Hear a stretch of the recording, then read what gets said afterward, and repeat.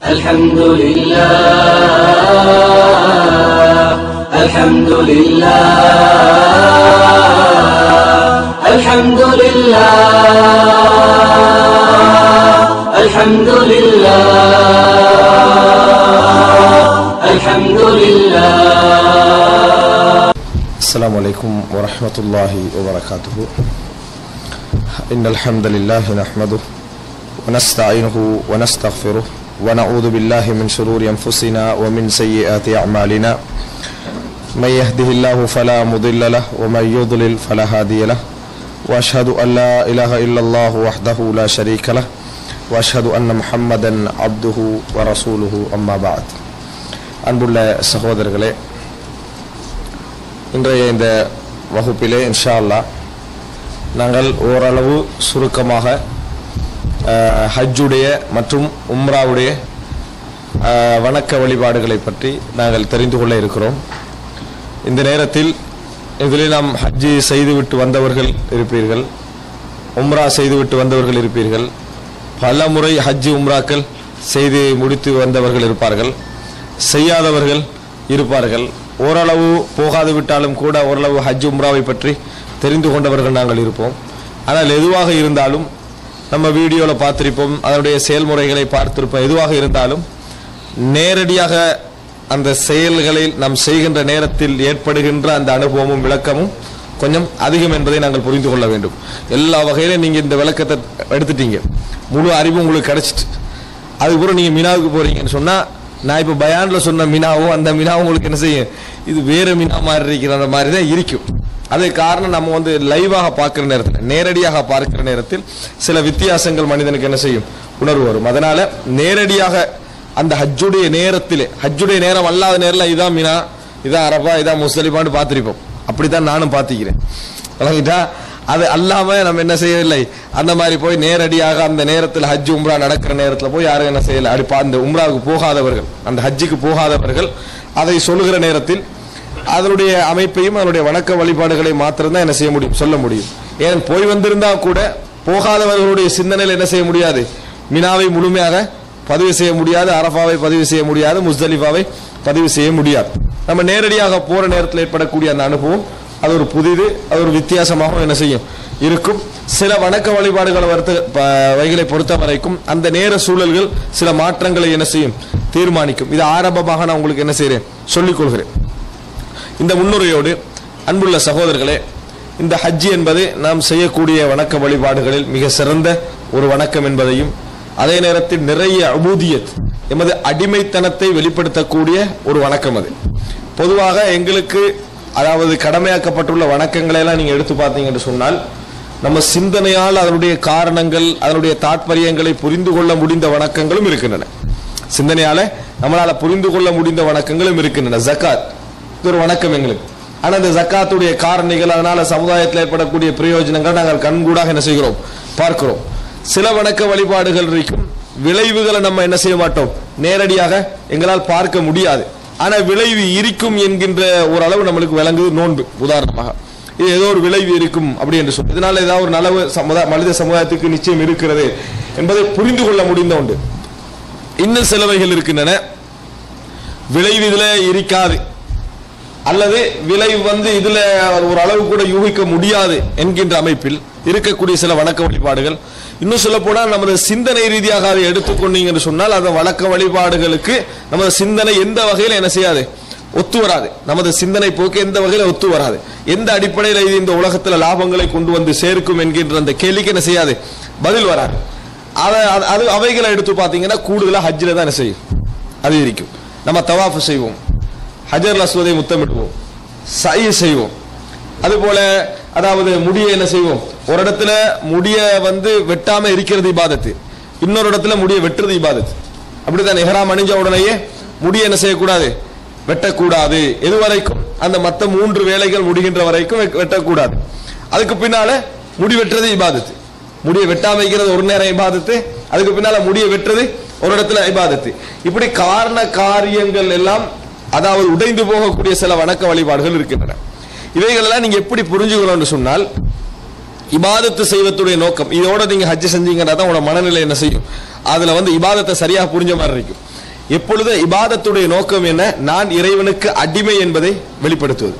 நான் இறைவனுக்கு அடிமை என்பதை வெளிப்படுத்துவதுதான் இபாதத்துடைய நோக்கம். எனது உபூதியத் எந்த அளவுக்கு வெளிப்பட வேண்டும் அந்த அளவுக்கு வெளிப்பட வேண்டும். அதான் அவருடைய நோக்கம். அல்லாஹு தாலாவிடத்திலே அல்லாஹு தாலா தனக்கு மிகவும் நெருக்கமானவனுக்கு பயன்படுத்தக்கூடிய வார்த்தை என்ன தெரியுமா? அப்து, அடிமை என்றதுதான் அல்லாஹு தாலா பயன்படுத்தக்கூடிய வார்த்தை. நீங்க நிறைய குர்ஆன் வசனங்களை பார்க்கலாம். நபிமார்களை அல்லாஹு தாலா சொல்லுகின்ற பொழுது அந்த கருணை தோரணையில் தனக்கு நெருக்கத்தை காட்டுவதற்கு அப்து என்று சொல்ல அல்லாஹ் என்ன செய்வான்? சொல்லுவார், சுப்ஹானல்லதி அஸ்ரா பிஅப்திஹி லைலம் மினல் மஸ்ஜிதில் ஹராமி இலல் மஸ்ஜிதில் அக்ஸா. அல்லாஹு தாலா சொல்றான், தனது அடியானை, தனது அடிமையை மஸ்ஜிதுல் ஹராமில் இருந்து அதாவது பைத்துல் மக்திஸ் வரைக்கும் அழைத்து சென்று அல்லாஹு தாலா தூய்மையானவன். அங்க என்ன சொல்றான்? அப்து, அடிமை என்று அல்லாஹு தாலா சொல்றான். ஏன்னா நெருக்கம். ஒரு அடியான் இறைவனிடத்திலே மிகவும் நெருக்கமானவனத்துக்கு என்ன ஆதாரம்? அவன் நிறைய இபாதத்து செய்யறவனா இருப்பான். நிறைய அடிமை, அதாவது அடிமைத்தனம் அவற்றிலிருந்து நிறைய வெளிப்படும். அதே போல குர்ஆன்ல நாங்க பார்க்கிறோம், அல்லாஹு தாலா திக்ரு ரஹ்மத்தி ரப்பிக அப்தஹு ஜக்கரியா. அல்லாஹு தாலா அதாவது தனது அடிமை ஜக்கரியாவுக்கு செய்த ரஹ்மத்தை ஞாபகப்படுத்தல். ஜக்கரியாவுக்கு செய்த ரஹ்மத்தை ஞாபகப்படுத்துற நேரத்தில் நபி என்று சொல்றதை விட அல்லாஹு தாலா என்ன சொல்றான்? அப்து, அடிமை என்று சொல்றதை பார்க்கிறோம். அதே போல நாங்க ரசூல் ஸல்லல்லாஹு அலைஹி வஸல்லம் அவர்களை சாட்சி சொல்ற நேரத்தில் கூட என்ன சொல்றோம்? முஹம்மதன் அப்துஹு வ ரசூலுஹு. அப்து என்ன செய்றோம்? முற்படுத்துறோம். அப்போ ஒரு மனிதன் அடிமைத்துவத்தில் எப்போ பூர்த்தி ஆகிறானோ, எந்த அளவுக்கு இறைவனுக்கு அடிமை என்பதை அவன் நிரூபிக்கிறானோ அந்த அளவுக்கு அவன் என்ன செய்வான்? அல்லாஹு தாலாவுக்கு நெருக்கமானவனா இருப்பான். எப்ப பூர்த்தி ஆகும்? நம்ம ஒரு அடிமை என்பதற்குரிய சில அளவுகோல் நான் வழங்கப்படுத்துறேன். நம்ம ஒரு வேலைக்கு போறோம், ஒரு தொழிலுக்காக வேண்டி போகிறோம். போனா நம்ம எதுக்கு தொழில் போறோம்? சேலரி, சம்பாத்தியம் வேணும் என்பதற்காக. ஒரு வேலைக்கு போறீங்க, ஒரு 1500 2000 ரியால் தான் உங்களுக்கு பணம் கிடைக்குது. இன்னொரு வேலை பக்கத்திலே இருக்குது, ஒரு 10,000 15,000 ரியால் மந்த்லி கிடைக்குது. வேலை என்னன்னு பாத்தீங்கன்னு சொன்னா ஒரு பெரிய வேலையெல்லாம் இல்லை. காலையில் ஒரு 9 மணிக்கு போய் ஒரு 10 தோப்பு கரணம் போடுறது, ஒரு அந்திக்கு போய் 5 பேரை பார்த்து சிரிச்சுட்டு வர சத்தம் போட்டு, இவ்வளவுதான் உங்களோட வேலை. என்ன நம்ம யாரா அந்த வேலையை ஏத்துக்கொள்வோமா? ஏத்துக்கல மாட்டோம். ஆனா லேசான வேலை, கஷ்டப்பட தேவையில்லை. காலையில் ஒரு 10 தோப்பு கரணம் எல்லாருக்கும் முன்னுக்கால போடுறது, ஈவினிங் என்ன செய்யறது? எல்லாரையும் பார்த்து சிரிக்கிறது, சத்தம் போட்டு சிரிச்சுட்டு வர. இந்த மாதிரி 2 வேலை நாங்க மந்த்லி செய்யணும் சொன்னா, டெய்லி செய்யணும் என்று சொன்னால் இந்த வேலையை நம்ம ஏற்றுக்கொள்ள மாட்டோம். ஏன் ஏற்றுக்கொள்ள மாட்டோம்னா, நான் பைத்தியம் கேட்போம், விளையிட்டா நான் என்ன அடிமையா அப்படின்ற ஒரு கேள்வி நம்ம கேட்கிறோம். ஏன்? நம்ம சிந்தனைக்கு ஒவ்வாத செயல்களை நம்ம செய்வதற்கு மனசு என்ன செய்யாது? விடாது. இது யாருக்கு இந்த தேர்வு இருக்குது? நான் இது செய்வேன் செய்யாமல் இருப்பேன் என்ற உரிமை உள்ளவனுக்கு தான் இந்த தேர்வு இருக்குது. ஆனால் யார் இது ரெண்டையும் செய்ய வேண்டிய நிர்பந்தத்தில் இருக்கிறானோ, அந்த நிர்பந்தத்தையும் விரும்பி யார் செய்கிறானோ அவன் அடிமைதான். அவன் யாரு? அடிமைதான். எஜமான் என்ன ஓர்டர் போட்டாலும் செய்யணும் என்ற மனநிலையில அடிமைதான். இதை அல்லாஹு தாலா பரிசோதிப்பதற்காகவும் சில வணக்க வழிபாடுகள் என்ன செஞ்சுக்கிறான்? எங்களுக்கு வச்சுக்கிறான். சில வணக்க வழிபாடுகளை எங்களுக்கு வைத்திருக்கிறான். 7 முறை சுத்தன்னு சொன்னா நம்ம சுத்தணும், அவ்வளவுதான். ஏன் 8 முறைன்னு என்ன செய்யலாது? கேட்கலாது. ஏன் நாங்க இடம் இருந்து வலதாக என்ன செய்யறோம்? சுத்துறோம். மாறி ஏன் சுத்த இயலாது? கேட்க இயலாது. ஏன் ஒரு நேரத்தில் முடிய வலிக்க சொல்றீங்க, ஏன் வலிக்க சொல்ல மாட்டேன்றீங்க? இது கேட்க இயலாது. நம்ம 7 சை செய்யறோமா? ஏன் கூட செஞ்சா என்ன? தவாஃப் மட்டும் நிறைய செய்யலாம், சை நிறைய செஞ்சா என்ன? கேட்க இயலாது. முடிய வலிக்கிறதுல நிறைய நன்மை இருக்கிறது சொல்றோம். இதெல்லாம் நம்ம கேட்கவே முடியாது. இறைவன் சொன்னா நம்ம கட்டுப்பட்டு தான் ஆக வேண்டும் என்ற மனோபாவத்தோடு செய்வதற்கிறது நாம் இறைவனுக்கு அடிமை என்பதற்கான ஆதாரம். அது இறைவன் சொன்னா நான் செய்வேன், இறைவன் சொன்னால் நான் ஏன் இது என்கின்றது சில கேள்விகளுக்கு இருக்குது. குர்ஆன் சொன்னா எங்களுக்கு சொல்லி தர, இந்த இபாதத்துக்களை செய்யுங்க ஏன் எது என்ற கேள்வியோட. ஆனா இந்த இபாதத்துக்களை ஏன் எது என்ற கேள்வி இல்லாம நீங்க என்ன செய்யணும்? செய்ய வேண்டும். அப்பதான் அடிமை. நீங்க எவர்கள்ட்ட நான் விரும்பினா செய்வேன், விரும்பினா செய்ய மாட்டேன், அல்லது எனக்கு பட்டதான் செய்வேன், படாத செய்ய மாட்டேன் என்ற லெவல் இருந்து அவன் அடிமை இல்லை. நம்ம ஒரு ஜொப்புக்கு போறோம், நான் கட்டாயமா தான் செய்யணும், விரும்பினா செய்யறது இல்ல, நான் கட்டாயம் தான் செய்யணும். ஆனா அந்த கட்டாயத்துல ஒரு விருப்பம் இருக்கு எங்களுக்கு. என்ன? எனக்கு அது பொருத்தமாகத்தான் நான் என்ன செய்வேன்? எடுப்பேன். எது பொருத்தம் இல்லையோ அதை விடுவேன். கட்டாயம் தான், ஆனா பொருத்தமானதை நான் கட்டாயமாக்கிக் கொள்வேன். எனக்கு பொருத்தம் இல்லாத வேலையோட தலையில என்ன செய்ய மாட்டேன்? சுமந்து கொள்ள மாட்டேன். ஆனா இறைவனுக்கு முன்னால் அப்படி இல்லை. நான் எனக்கு பொருத்தம் இல்லை நினைப்பேன், ஆனா இறைவன் நீ அடிமைன்னு அதை செய்ய என்ன செய்வான்? அதை சொல்லுவான். இந்த மாதிரி யார் முன் வருகிறாரோ அவர் தான் என்ன செய்வாரு? அல்லாஹ்விடத்திலே அடிமைத்துவத்தில் நெருக்கமா இருப்பார். இது அல்லாஹு தாலா இப்ராஹிம் அலைஹிஸ்ஸலாத்துக்கு என்ன செய்யறான்? கனவுல இஸ்மாயில் அலைஹிஸ்ஸலாத்தை அறுப்பது போன்ற ஒரு தோற்றத்தை அல்லாஹு தாலா காட்டுகிறான். அப்படித்தானே? அப்ப அந்த கனவை கண்டோன்னு இப்ராஹிம் அலைஹிஸ்ஸலாம் உடனே என்ன செய்யறாரு? அதை நடைமுறைப்படுத்த முன் வருகிறார். ஹஜ்ஜுடைய அடிப்படையை பாருங்க, நடைமுறைப்படுத்த முன் வருகிறார். மகனை அறுப்பது என்பது சிந்தனை ரீதியாக ஒரு கேள்வி வைங்க. மகனை அறுப்பதற்கு குர்பான் கண்டா நம்ம கெட்ட கனவா நல்ல கனவா? நமது பார்வையில் எங்க இருந்தா கெட்ட கனவை யார்ட்டும் சொல்லக்கூடாது அப்படி எண்ணுவோம். ஆனால் இப்ராஹிம் அலைஹிஸ்ஸலாத்துக்கு அது வஹி, இப்ராஹிம் அலைஹிஸ்ஸலாத்துக்கு அது வஹி, மகனா இருப்பதா குர்பான் காண்றது. அப்ப அவர் செயல்படுத்த கூட என்ன செய்யறார், போறார். ஆனா அல்லாஹ் தஆலா இரக்கமானவன். இதை வச்சு ஒரு கொடூர தோற்றம் எல்லாம் வராது. அல்லாஹ் தஆலா இரக்கமானவன். அல்லாஹ் தஆலா ஒரு சட்டத்தை வந்து என்னது எப்படி செயல்படுத்தணும், எப்படி நடைமுறைப்படுத்தணும் தெரிந்தவன். ஆனா அல்லாஹ் தஆலா அந்த சோதனை ஏற்படுத்தின ஒரு இவனுடைய, அதாவது இப்ராஹிம் அலைஹிஸ்ஸலாத்துடைய உள்ளத்துல எந்த அளவுக்கு இருக்கு, இந்த சோதனை அல்லாஹ் எங்களுக்கு தர மாட்டான். இந்த சோதனையை அல்லாஹ் தஆலா எங்களுக்கு தர மாட்டான். நாங்க இப்ராஹிம் அலைஹிஸ்ஸலாத்து இடத்துல இருந்தா அதனால நம்ம இப்ராஹிம் அலைஹிஸ்ஸலாம் இல்லாம இருக்கிறோம், விளங்கிட்டா அப்படின்னு கேள்வி கேட்பாங்க. ஏன்னா அந்த இடத்துக்கு நம்ம போனோம்னா அதை செய்ய மாட்டோம் என்பதால் அல்லாஹ் தஆலா என்ன செய்யறான், இப்ராஹிம் அலைஹிஸ்ஸலாம் அந்த இடத்துல வைத்திருக்கிறான். அப்ப அந்த சோதனை இப்ராஹிம் அலைஹிஸ்ஸலாத்துக்கு வருது. இப்ராஹிம் அலைஹிஸ்ஸலாம் செஞ்சாரு, கால அஸ்லம்து, நான் கட்டுப்பட்டேன், நான் கட்டுப்பட்டேன் முழுமையா என்ன செஞ்சாரு, கட்டுப்பட்டார், அதற்கு தயாராகினார்.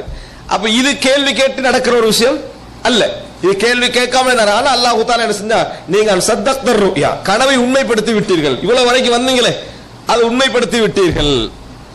இப்ப இதே வேலையை நம்மளுக்கு செய்ய கிடைச்சா நம்ம என்ன செய்வோம், இப்ராஹிம் அலைஹிஸ்ஸலாத்துக்கு கிடைச்ச மாதிரி ஒரு ஆடு நம்மளுக்கு வராதான்ற எண்ணத்தோட தான் அதை செஞ்சுக்கிட்டு இருப்போம். ஆனா இப்ராஹிம் அலைஹிஸ்ஸலாம் அப்படி இல்ல, அதை செய்யணும்ன்ற உறுதியோட என்ன செய்தார். எனவே வணக்க வழிபாடுகள் நீங்க ஹஜ்ஜில செய்யக்கூடிய நேரங்கள்லாம் உங்களுக்கு என்ன சிந்தனை வரணும்னு சொன்னால், நம்ம வந்து இந்த காரணத்துக்காக செய்கிறோம் என்கிற சிந்தனை வர வேண்டிய அவசியம் இல்லை. இதை ஏன் இப்படி சொல்றேன்டா, ஹஜ்ஜில் ஒவ்வொன்றுக்கு ஒவ்வொரு காரணங்கள் உருவாக்க பாக்குறாங்க. இங்க கல்லெறிவு சைத்தானுக்கு, அப்பதான் கொஞ்சம் அந்த சிந்தனை என்ன செய்யும், அதோட லிங்க் ஆகும் என்றதுனால சைத்தானை கல்லெறிகிறோம். சைத்தானுக்கு கல்லெறிகிற நியாயமா இல்லையா, நியாயம். எனவே சைத்தானுக்கு கல்லெறி அது நியாயப்படுத்திடுறது. ஏன் வந்து நம்ம வந்து அறுக்கிறோம், அப்ப அறுக்கிற அந்த இப்ராஹிம் அலைஹிஸ்ஸலாத்தை ஞாபகப்படுத்தும் முகமாக அப்படின்னு காரணம் குர்ஆன்ல சொன்னாலே வந்திருந்தா ஏற்றுக்கொண்ட பிழை இல்லை. ஓடக்கூட நீங்க வந்து யாரை நினைச்சுக்கணும், யாரை நினைக்கணும், ஓடுற நேரத்தில் ஹாஜராவை என்ன செய்யணும், நினைத்துக் கொள்ள வேண்டும் அப்படின்னு. அதுக்காக வேண்டித்தான் நம்ம தவாப் செய்யறோம். ரசூலுல்லாஹ் அதை வணக்கமாக காட்டி தந்தாங்க, ஹதீஸ்ல பாக்குறோம், இப்னு அப்பாஸ் அறிவிக்கிறது. ஆனா அதை நினைத்துக் கொள்ளணும் எல்லாம் என்னது எங்கெல்லாம் இல்லை. அது ஒரு இபாதத், மஹ்துல் இபாதா.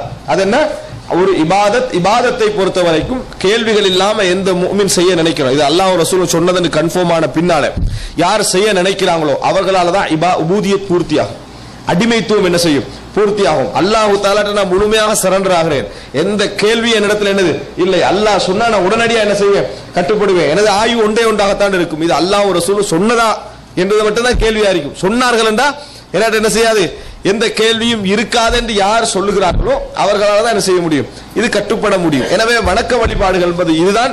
இது பகுத்தறிவு ரீதியாகவும் நியாயமானது. இறைவனுக்கு முன்னால் ஒரு மனிதன் தான் எந்த இறைவன் தன்னை படைத்தான் என்று நினைக்கிறானோ அந்த இறைவனுக்கு முன்னால் எப்படி முழுமையாக அவன் கேள்வியின்றி சரண்டராவது இருக்கிறது, தஸ்லீம் அல்லாஹ் இஸ்திஸ்லாம் ஆகிறது, கட்டுப்படுவது இருக்கிறது, இதுதான் வணக்கம்.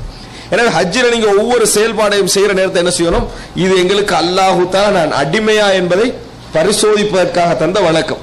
நான் இதை என்ன செய்ய எந்த அளவுக்கு ஆர்வத்தோடு செய்கிறேனோ அந்த அளவுக்கு அதை என்ன செய்யும், என் மனதில் நான் ஒரு அடிமை என்கின்ற அந்த எண்ணத்தை என்ன செய்யும், உருவாக்கும் என்கின்ற பதிவை முதலாக நாங்கள் உருவாக்கி கொள்ள வேண்டும். அப்பதான் நம்ம எந்த வணக்கம் செஞ்சாலும் அந்த வணக்கத்தை பற்றிய சரியான விளக்கமும் அதை இஹ்லாஸா செய்யக்கூடிய அந்த எண்ணமும் இருந்தால்தான் நம்ம வணக்கங்கள் என்ன செய்யும், அங்கீகரிக்கப்படும். இது மிக முக்கியம். அடுத்ததாக அன்புள்ள சகோதரர்களே, இரண்டாவது விஷயம், இந்த ஹஜ்ஜுடைய விஷயங்கள் சுருக்கமாக சொல்வதற்கு முன்னால இரண்டாவது நம்ம ஹஜ் விஷயத்தை தெரிந்து கொள்ள வேண்டிய அடுத்த அம்சம் என்று சொன்னால், நம்ம ஹஜ்ஜுக்கு போறோம். அப்ப ஹஜ்ஜுக்கு போறது ஒரு செலவழித்து நேரங்களை ஒதுக்கி கஷ்டப்பட்டு போறோம். சோர்வு என்பதை சைத்தான் முழு ஆயுதமா பயன்படுத்துவான். சைத்தான் என்ன செய்வான், முழு ஆயுதமா பயன்படுத்துவான். இப்பயே சைத்தான் கொஞ்சம் பேரை வச்சே நம்மளை என்ன செய்வான், பயன்படுத்திப்பான். 10வது நாள் வார டயர்ட் இருக்குதே அப்படின்னு 4 பேர் நம்மகிட்ட சொல்லுவாங்க, விளங்கிட்டா 11ஆம் நாள் அவ்வளவுதான் அங்கேயே முடிஞ்சிட வேண்டிய, அப்படியா அப்ப இப்பயே நம்ம ரெடி ஆகிக்கிறது எல்லாத்தையும் சொல்லி அங்க போற நேரத்தில் டயர்ட் ஓரளவு தான் இருக்கும். அது சொன்னது சரிதான் 100 ஆகிரும், சொன்னது சரிதான் 100 ஆகிரும். இந்த மனோநிலைகளை உருவாக்கி கொள்ள வேண்டாம். இந்த சோர்வு மனநிலை இருக்குதானே, இதை உருவாக்கி கொள்ள வேண்டாம். இயன்ற அளவுக்கு என்ன செய்ய, உற்சாகத்தை அல்லாஹ்விடத்தில் கேட்டு, அல்லாஹுமின் யஊதுபிக மினல் ஹம்மி வல் ஹஸன் வல் அஜ்ஸி வல் கஸல், சோம்பேறித்தனம் இயலாமை இவைகளை விட்டு அல்லாஹ் உன்னிடத்தில் நான் பாதுகாப்பு தேடுகிறேன். இபாதத்து இது ஒரு சந்தர்ப்பம், இது நேரம் என்ற உணர்வோட நீங்க என்ன செய்யுங்க. சோர்வுக்கு தானே யாராவது சோர்வுக்கு ஆலோசனை சொன்னாங்கன்னு சொன்னா சோர்வு எல்லாத்திலையும் வரத்தானே செய்யும், இதுல மட்டுமா வரும், எல்லாவற்றிலையும் நம்ம வந்து உற்சாகப்படுத்தி அதை என்ன செய்யணும், செய்ய வேண்டும். ரமலான்ல 30 நாள் நம்ம உற்சாகமா இருக்கிறாங்க, ஏன் இந்த ஒரு 5-10 நாட்கள் என்னது நம்மளால உற்சாகமா இருக்க முடியாது. இந்த பதிவை நம்ம என்ன செய்யணும், உருவாக்கி கொள்ள வேண்டும். அப்பதான் வணக்க வழிபாடுகள் இன்பமாகவும் அது இறைவனுக்காக செய்யப்படுற வணக்க வழிபாடுகளாகவும் இருக்கும்.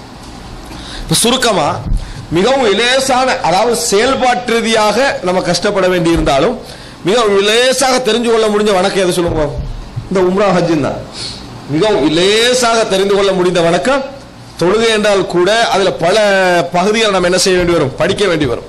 ஆனா ஹஜ் உம்ராவை பொறுத்த வரைக்கும் அப்படி அல்ல. ஆனா அது எப்படி கஷ்டமாகுதுன்னு சொன்னா, நம்ம அந்த கிளைகளை உருவாக்கி இறங்கிட்டா இந்த வகையில் அந்த வகையில் ஒரு 5-10 உருவாக்குவோமே, அது அதாவது ஆய்வு நூல்கள் அப்படித்தான் இருக்கணும். ஆய்வு நூல்கள் அப்படித்தான் விரிவாக அணுவாக ஆய்வு செய்யணும்.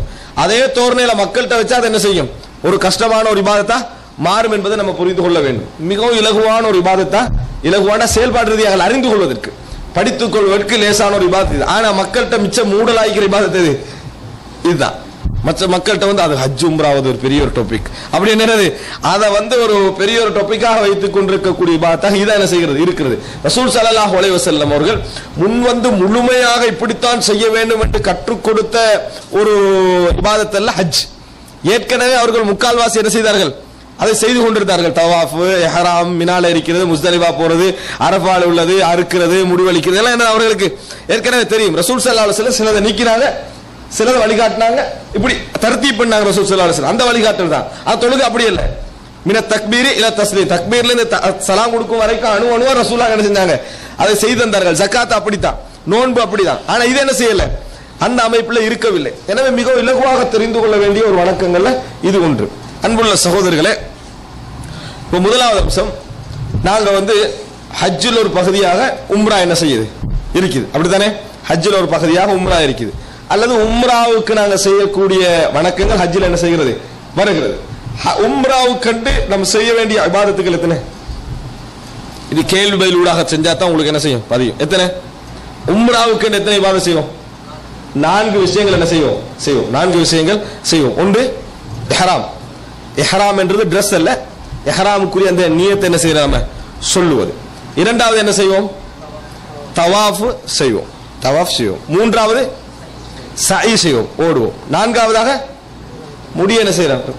இவ்வளவு லேசான இபாதத் தானே. எப்ப பெருசா சொல்லுவோம் பார்ப்போம், முடி கழித்தல் என்றால் அப்படின்ற ஒரு பகுதி எடுப்போமே, அப்பதான் அது என்ன செய்யுது, கொஞ்சம் கஷ்டமானதா மாறுது. தவாஃப் என்றால் அப்படி நினைக்கிறோமே, அதுலதான் பெருசா. இந்த நாள் தான் உம்ரா, நம்ம செஞ்சு முடிக்கல. உம்ரா 4 இவ்வளவு தான். ஆனா அவருடைய சில கிளை அது கட்டாயம் தான், ஆய்வுக்கு கட்டாயம், படிப்பு கட்டாயம் தான். ஆனா அவர்கள் அவங்களுக்கு தேவையான பகுதி அவசியமா தெரிஞ்சு வச்சுக்கிட்டு இருந்தா என்னது அதுல போதுமானது. எல்லா விஷயங்களையும் அதை தெரிஞ்சு கொள்ள வேண்டிய அவசியம் இல்லை. அப்ப இந்த 4 தான் என்ன உம்ரா. சரி, ஹஜ்ஜுடைய விஷயத்துல நான் சுருக்கமாக பதிய வைக்கிறேன் தலைப்புல நோக்கம். இங்க ஃபுல்லா விளங்கப்படுத்தி ஆய்வு செஞ்சு அப்படி செஞ்சு மறுபடியும் சீடி போட்டு தான் பார்க்கணும் லெவல்ல என்னது செய்யற ஐடியா இல்லை. அப்ப அடுத்த ஹஜ்ஜுடைய விஷயம் என்ன, ஹஜ்ஜில மிக கட்டாயமான விஷயங்கள் என்று சொல்லி எதாவது சொல்லுவீங்க? அரஃபா. சுருக்கமாக நம்முடைய ஒரு ஆர்டர் படி சொல்றேன்னா கூட மினா. மினா எத்தனை முறை வரும்? மினா என்றது ஹஜ்ஜுடைய வணக்கத்துல எத்தனை முறை வரும்? நல்ல அந்த நாட்கணக்கில் சொல்லுங்க பாப்போம். ஹஜ் என்றது என்ன செய்யும், 8 ஆரம்பிங்களா, 8, 9, 10 சரியா, 11, 12, 13. அப்ப மொத்தம் எத்தனை? 6 நிச்சயமா சரியா. 8, 9, 10, 11, 12, 13 6 நாட்கள் சரியா. இந்த 6 நாட்களும் அல்ல, ஆனா டோட்டலா நம்ம படிக்க போது 6 நாள் தான் வரப்போகுது. இந்த 6 நாள்ல மினா எத்தனை முறை சம்பந்தப்படுது? கிட்டத்தட்ட 5 முறை சம்பந்தப்படுது, அப்படித்தானே? 8வது நாள் மினா சம்பந்தப்படுது, 10வது நாள் மினா சம்பந்தப்படுது, 11, 12, 13 மினா சம்பந்தப்படுது. அப்ப 4 நாட்கள். முஸ்தலிஃபா இரவுல சம்பந்தப்படுது, முஸ்தலிஃபா இரவுல சம்பந்தப்படுது. அதெல்லாம் ஒரே நாள்ல தான். எந்த நாள்ல? அந்த அரஃபா இருக்குது, அரஃபா முடிஞ்சு வரக்கூடிய நைட்ல முஸ்தலிஃபா சம்பந்தப்படுது, அரஃபா என்னது பகல்ல சம்பந்தப்படுது. அப்போ 9ஆம் நாள்ல முஸ்தலிஃபாவும் அரஃபாவும் என்ன செஞ்சிருது, முடிஞ்சிருது. 9ஆம் நாள்ல முஸ்தலிஃபாவும் அரஃபாவும் முடிஞ்சது. முதல்ல அரஃபா, இரண்டாவது முஸ்தலிஃபா முடிஞ்சது. மத்த எல்லாமே என்ன மினா தான். விளங்கிட்டாப்ப மத்த எல்லாமே மினா தான் நம்ம பார்க்கிறோம். அப்ப 5 மினா, இந்த அதாவது 5 மினா. அடுத்தது என்ன? முஸ்தலிஃபா, அரஃபா. இப்ப இதுல செய்யக்கூடிய வணக்க வழிபாடுகள் எடுத்தீங்கன்னா, அரஃபால என்ன வணக்க வழிபாடு? தங்குறது. முஸ்தலிஃபால என்ன வணக்க வழிபாடு? தங்குறது. மினால மட்டும்தான் உங்களுக்கு என்ன செய்யும், சில வணக்கங்கள் உருவாகும். அந்த வணக்கங்கள் மொத்தமாக எத்தனை? 4. எப்படி எத்தனை? 4 வணக்கங்கள் சம்பந்தப்படுது. என்னென்ன அந்த வணக்கங்கள்? மினால இருந்து 10ஆம் நாள் யோசிங்க, 11, 12, 13 விடுங்க, 10வது நாள் நீங்க செய்ய வேண்டிய வணக்கத்தை மட்டும் என்ன செய்யுங்க, யோசிங்க. 10வது நாள் நீங்க என்ன வணக்கம் செய்யணும்? கல்லெறிதல், பெரிய ஜம்ராக்கு, பெரிய ஜம்ரத்துல் குப்ராவுக்கு கல்லெறிதல், அது மட்டும்தான், மற்றதுக்கு எறிகிறது இல்லை, அப்படித்தானே? சரி, உண்டு. 2வது என்ன சம்பந்தப்படுது? குர்பானி கொடுத்தல், 2. அது கூட நம்ம செய்யறது இல்லை, வாங்கிட்டா. இப்ப 2. 3வது முடி. 4வது தவாஃபுல் இஃபாதா, அல்லது அவங்க அந்த கிரான் இஃப்ராத் ஒன்று செய்யறாங்களே, நம்ம வளமையா செய்யற முறைக்கு மாற்றமாக கிரான் இஃப்ராத் செய்யறாங்க, அவங்க வந்து தவாஃபு ஜியாரா. அது பிரச்சனை இல்லை, பேர்ல உள்ள வித்தியாசம், அவ்வளவுதான். அப்ப 4 நாள் நம்ம செய்யறோம். என்ன 4 நாளுக்கு நாங்க செய்யறோம்? 1, மறுபடியும் சொல்லுங்க, கல்லெறிதல், அதாவது ஒரு ஜம்ராவுக்கு, பெரிய ஜம்ராவுக்கு, அதுதான் காபத்துல்லாவுக்கு நெருக்கமாக இருக்கு, அதுக்கு என்ன செய்யறது? நம்ம கல்லெறிகிறது. 2வது வேலை நாம குர்பானி கொடுக்கிறது. அடுத்ததாக முடி களைகிறது. அடுத்ததாக தவாஃபுல் இஃபாலா. தவாஃபுல் இஃபாலா கடைசியில நடக்கும், சரியா? ஆனா ரசூல் ஸல்லல்லாஹு அலைஹி வஸல்லம் இந்த ஆர்டர் கூட நீங்க ஞாபகம் வச்சுக்கிற விஷயம் இல்லை. ரசூலுல்லாஹ்ட்ட வந்து ஆர்டர் மாத்தியெல்லாம் கேட்டாங்க. அல்லாஹ்வின் தூதரே, நாங்க இப்படி செஞ்சோம், இப்படி செய்யல, பரவாயில்லைன்னாங்க. இதை முற்படுத்திட்டேன், இதை பிற்படுத்திட்டேன், பரவாயில்லைன்னு சொன்னாங்க. இதை ஃபர்ஸ்ட்டுக்கு செஞ்சேன், இதை கடைசி பரவாயில்லைன்னாங்க ரசூல் ஸல்லல்லாஹு அலைஹி வஸல்லம். லா ஹரஜ், பரவாயில்லை அப்படின்னாங்க. ஆர்டர் கூட என்னது ஞாபகம் வைத்துக் கொள்ள வேண்டிய அவசியம் இல்லை. இப்ப நாங்க தங்குதல் என்ற வேலை அல்லாம மொத்தமாகவே செய்யற வேலை எத்தனை? 10வது நாள்ல 4 தான். சரி, இதுல இல்லாத ஏதாவது 11, 12, 13 செய்யறோமா? 11 இல்ல. ஆனால் கல்லறிதல்ல என்ன செய்து 2 இடத்தை கூட்டுறோம், அப்படித்தான். நாங்க போற வழியில இருக்கிறதுக்கு ஃபர்ஸ்ட் சிறியது, அதுக்கு அடுத்ததாக நடு, அதுக்கு அடுத்ததாக பெரியது, விளங்கிட்டா? சுகுரா, உஸ்தா, குப்ரான்னு சொல்லுவாங்க. இதுக்கு நம்ம என்ன செய்யறோம்? இதே ஆர்டர்ல என்ன செய்யறோம்? நாங்க 3 நாட்களும் கல்லறிகிறோம். இந்த கல்லறிகிறத தவிர வேற எதையும் நம்ம என்ன செய்யல, செய்யவில்லை. இது சுருக்கமாக எடுத்தீங்கன்னு சொன்னால் மிக இலகுவாக தெரிய முடிந்த ஒரு வணக்கம் என்றா இதுதான். இதுல நீங்க மறுபடி யோசிக்க வேண்டிய அவசியமே இல்லை. மினா வந்து 8வது நாள், 10வது நாள், 11, 12, 13. இது ஒரு ஞாபகம் வச்சுக்கோங்க. 9வது நாள் அரஃபா பகல், இரவு முஸ்தலிஃபா. 2லையும் செய்கிற வேலை தங்குறது தான், 2லையும் செய்கின்ற வேலை தங்குவது தான். மற்றபடி நாங்கள் 10வது நாள்ல செய்யற இபாதத்தை நம்ம எடுத்துக்கொண்டோம்னு சொன்னால் முடி களைதல் அல்லது முடி வலித்தல், அடுத்தது என்ன, அதாவது நம்ம அறுக்கிறது, ஜம்ரத்துல் அதாவது குப்ராவுக்கு நம்ம எறிகிற தவாஃபுல் இஃபாதா, இந்த 4 தான் நம்ம என்ன செய்யறோம், நம்ம செய்கிறோம். மற்ற 11, 12, 13 என்ன செய்யறோம்? இந்த அதாவது கல்லெறிதல் என்கின்ற பகுதி என்ன செய்யறோம், நம்ம செய்யறோம். சுருக்கமாக நீங்க எடுத்துக்கொண்டீங்கன்னு சொன்னால் இந்த பிக்சர் உங்களோட சிந்தனையில் என்ன செய்யணும், இருக்கணும். இந்த தலைப்பு வந்து விட்டால் இப்ப இதுல நீங்க 4 விளைச்சிங்க, அதுல தங்குதலோட சேர்த்து 3 இடத்தில் தங்குதலோட சேர்த்து 4 வணக்கங்களை ஞாபகம் வச்சுக்கிறோம். 3 இடத்தில் தங்குதல், மினா, அரஃபா, முஸ்தலிஃபா. இதுல டேட்டுகள், டைமுகள் ஞாபகம் இருக்கும் உங்களுக்கு. இதுல தங்குதலோட சேர்த்து 4 வணக்கங்களை உங்களுக்கு என்ன செய்ய வேண்டும், ஞாபகம் வைத்துக் கொள்ள வேண்டும். இதுதான் நம்ம ஹஜ்ஜை பத்தி விளங்கக்கூடிய ஒரு விஷயம். இது வந்து பிராக்டிக்கலா நம்ம செய்கிற நேரத்தில் தான் நாள் கணக்கு எடுக்கக்கூடிய ஒரு வணக்க வழிபாடு. அன்புள்ள சகோதரர்களை, இப்ப இதோடு சேர்த்து இந்த ஒவ்வொரு விஷயங்களையும் ஒரு சுருக்கமா என்ன செஞ்சிருவோம், நம்ம பார்த்துட்டோம்னு சொன்னால் இஹ்ராமை பத்தி ஒரு சில விளக்கங்கள், தவாஃபை பத்தி ஒரு சில விளக்கங்கள், சய்யை பத்தி கொஞ்சம், முடி விஷயத்தை பத்தி கொஞ்சம், அதுக்கு பின்னால 8வது நாள் அதை பத்தி சில தகவல்கள், 9வது நாளை பத்தி சில தகவல்கள், 10வது நாள், 11வது நாள், 12வது நாள், 13வது நாள், இப்படி தகவல்கள். இதை நீங்க ஃபர்ஸ்ட்டுக்கு எது மறந்தாலும் எதை மறக்க கூடாது, இந்த தர்த்தீபை நீங்க மறக்க கூடாது. இதான் இபாதத்து என்கிறது. மற்றவைகள் நம்ம தெரிஞ்சு கொள்ள வேண்டிய விஷயம். பொதுவாக ஹஜ்ஜை பொறுத்த வரைக்கும் அந்த இடத்துல வந்து நம்ம தனிப்பட்ட ரீதியாக எதெல்லாம் நம்மளுக்கு வந்து தவிர்க்கப்பட வேண்டுமோ அதை தெரிஞ்சுக்கிறது தான் முதல் முக்கியம். ஏன்னா மற்ற விஷயங்கள் நீங்க ஆட்டோமேட்டிக்கலி என்ன செஞ்சிருவீங்க, அந்த அந்த அந்த பார்த்தே நீங்க எல்லாம் முடிச்சிருவீங்க. எது தனிப்பட்ட ரீதியான எண்ணங்கள், செயல்பாடுகள் இருக்கிற இதுல தான் நம்ம கவனமாக இருக்கணும். சரி, இப்ப இஹ்ராமை பொறுத்த வரைக்கும் இஹ்ராமுடைய டிரஸ் உடைய கலர் என்ன, வெள்ளை. ஆனா வெள்ளை என்பது குர்ஆன் சொன்னால வந்து வெள்ளை தான் உடுக்கணும் மட்டும் எங்க என்ன செய்யல, வரவில்லை. வெள்ளை தான் உடுக்கணும் மட்டும் வரல. வெள்ளை என்றது இஸ்லாமிய சமுதாயத்தில் வந்து ரசூல் ஸல்லல்லாஹு அலைஹி வஸல்லம் சிறந்தாடுன்னு சொல்லிக்கிறாங்க. அப்படியே கபன் வந்து வெள்ளையில தான் போடணும் என்ன செய்யல, எங்கேயும் வரல. அந்த நிலைமையில நபித்தோழர்கள் இருக்கும் இல்ல, வெள்ளை தான் தேடி கபன் போடணும் இருக்கல. இஹ்ராமுக்கும் அதே மாதிரி தான், எந்த கலர்ல ட்ரெஸ் என்ன செய்யலாம், போடலாம். ஆனா எல்லாரும் வெள்ளை உடுத்திட்டு நம்ம தேவையில்லாம போய் என்ன கலர் உடுக்கிறது, இதே தேவையில்லை, வெள்ளை உடுக்கலாம் தானே, முடிஞ்சது. இது ஒன்று நீங்க தெரிஞ்சு கொள்ள வேண்டியது. 2வது அம்சம் என்ன, எந்த ஆடை உடுக்க கூடாது, தைக்கப்பட்ட ஆடை. அப்ப நான் கேட்கிறேன், நம்ம உடுக்கிற வந்து இஹ்ராம் புடவை தைக்கப்படாம வந்தீங்கன்னு நினைக்கிறீங்க? இஹ்ராம் படம் கொடுக்கிறோமே, தைக்கப்படாமல் வருமா அது? அது என்ன இப்படி நெய்து மட்டும்தானே தந்தாங்க, ஒரு சொட்டு தையல இல்லையா? எப்படி அது தையல் தானே? சின்ன மிஷின்ல தைச்சா மட்டும் தான் தையலோ, பெருசா போட்டு நேசா தையல். அப்ப அதுக்கு என்ன விளக்கம்? தைக்கப்பட்ட ஆடை என்று சொல்றது வந்து ஒரு விளக்கத்துக்காக ஃபுகஹாக்கள் மார்க்க அறிஞர்கள் அப்படி சொன்னது. இது நிறைய பேருக்கு அந்த கேள்வி இருக்குது. அப்ப இது தச்சு தானே பரவாயில்ல, இந்த தையல் அதுக்குள்ள அடங்காத ஆய்க்கு மட்டும் விளக்கம் சொல்லி என்ன செய்யறாங்க, போய்கண்டு இருக்கிறாங்க. தைக்கப்படுதல் என்று சொல்றது ஒரு ஒரு விளக்கத்துக்காக சொன்னாங்க. அது என்ன தெரியுமா? நீங்க இந்த ஷர்ட் இருக்குது, வெள்ளை ஷர்ட் போட்டுருக்கீங்க. இந்த வெள்ளை ஷர்ட்டை நீங்க மேலால போட்டீங்கன்னு வைங்களேன், உங்களுக்கு இஹ்ராம் கூடும். உடுக்காம நீங்க உடுக்கிற வெள்ளை ஷர்ட் இருக்குது, ஒரு வெள்ளை பெரிய ஷர்ட்னு உடுக்குறீங்கன்னு வைங்களேன், அதை நீங்க சுத்தி என்ன செய்றீங்க, மேலால போடுறீங்க. இதை நீங்க ஷர்ட்டாக என்ன செய்யல, அணியல, இப்படி சுத்தினீங்கன்னா உங்களோட இஹ்ராம் கூடும். இதுக்குத்தான் தைக்கப்பட்ட ஆடை அணியக்கூடாதுன்னு என்ன செஞ்சாங்க, விளக்கம் சொன்னாங்க. மேலால போடுறது தச்சிரிக்க கூடாது இல்ல, தைக்காடு நூல் தான் போடணும். தைக்கலாட்டு என்ன செய்யணும், 5-6 நூல் எடுத்துதான் நம்ம சுத்திக்கிட்டு போகணும். ஹதீஸ்ல வந்ததுக்கு என்ன காரணம் என்று சொன்னா, இப்படி வந்ததுக்கு தைக்கப்பட்டெல்லாம் ஹதீஸ்ல என்ன செய்யல, வரல. இந்த மாதிரி சொன்னதுக்கான காரணம் என்னன்னு சொன்னால், நம்ம ஒரு ட்ரெஸ் போடுறோமா, இப்ப நம்ம வளமையா போடுற ஷர்ட், வளமையா போடுற சிறுவால், வளமையாக போடக்கூடிய அமைப்பில் உள்ள கவர்கள் விளங்கிட்டா, நம்ம உடம்ப அமைக்குது.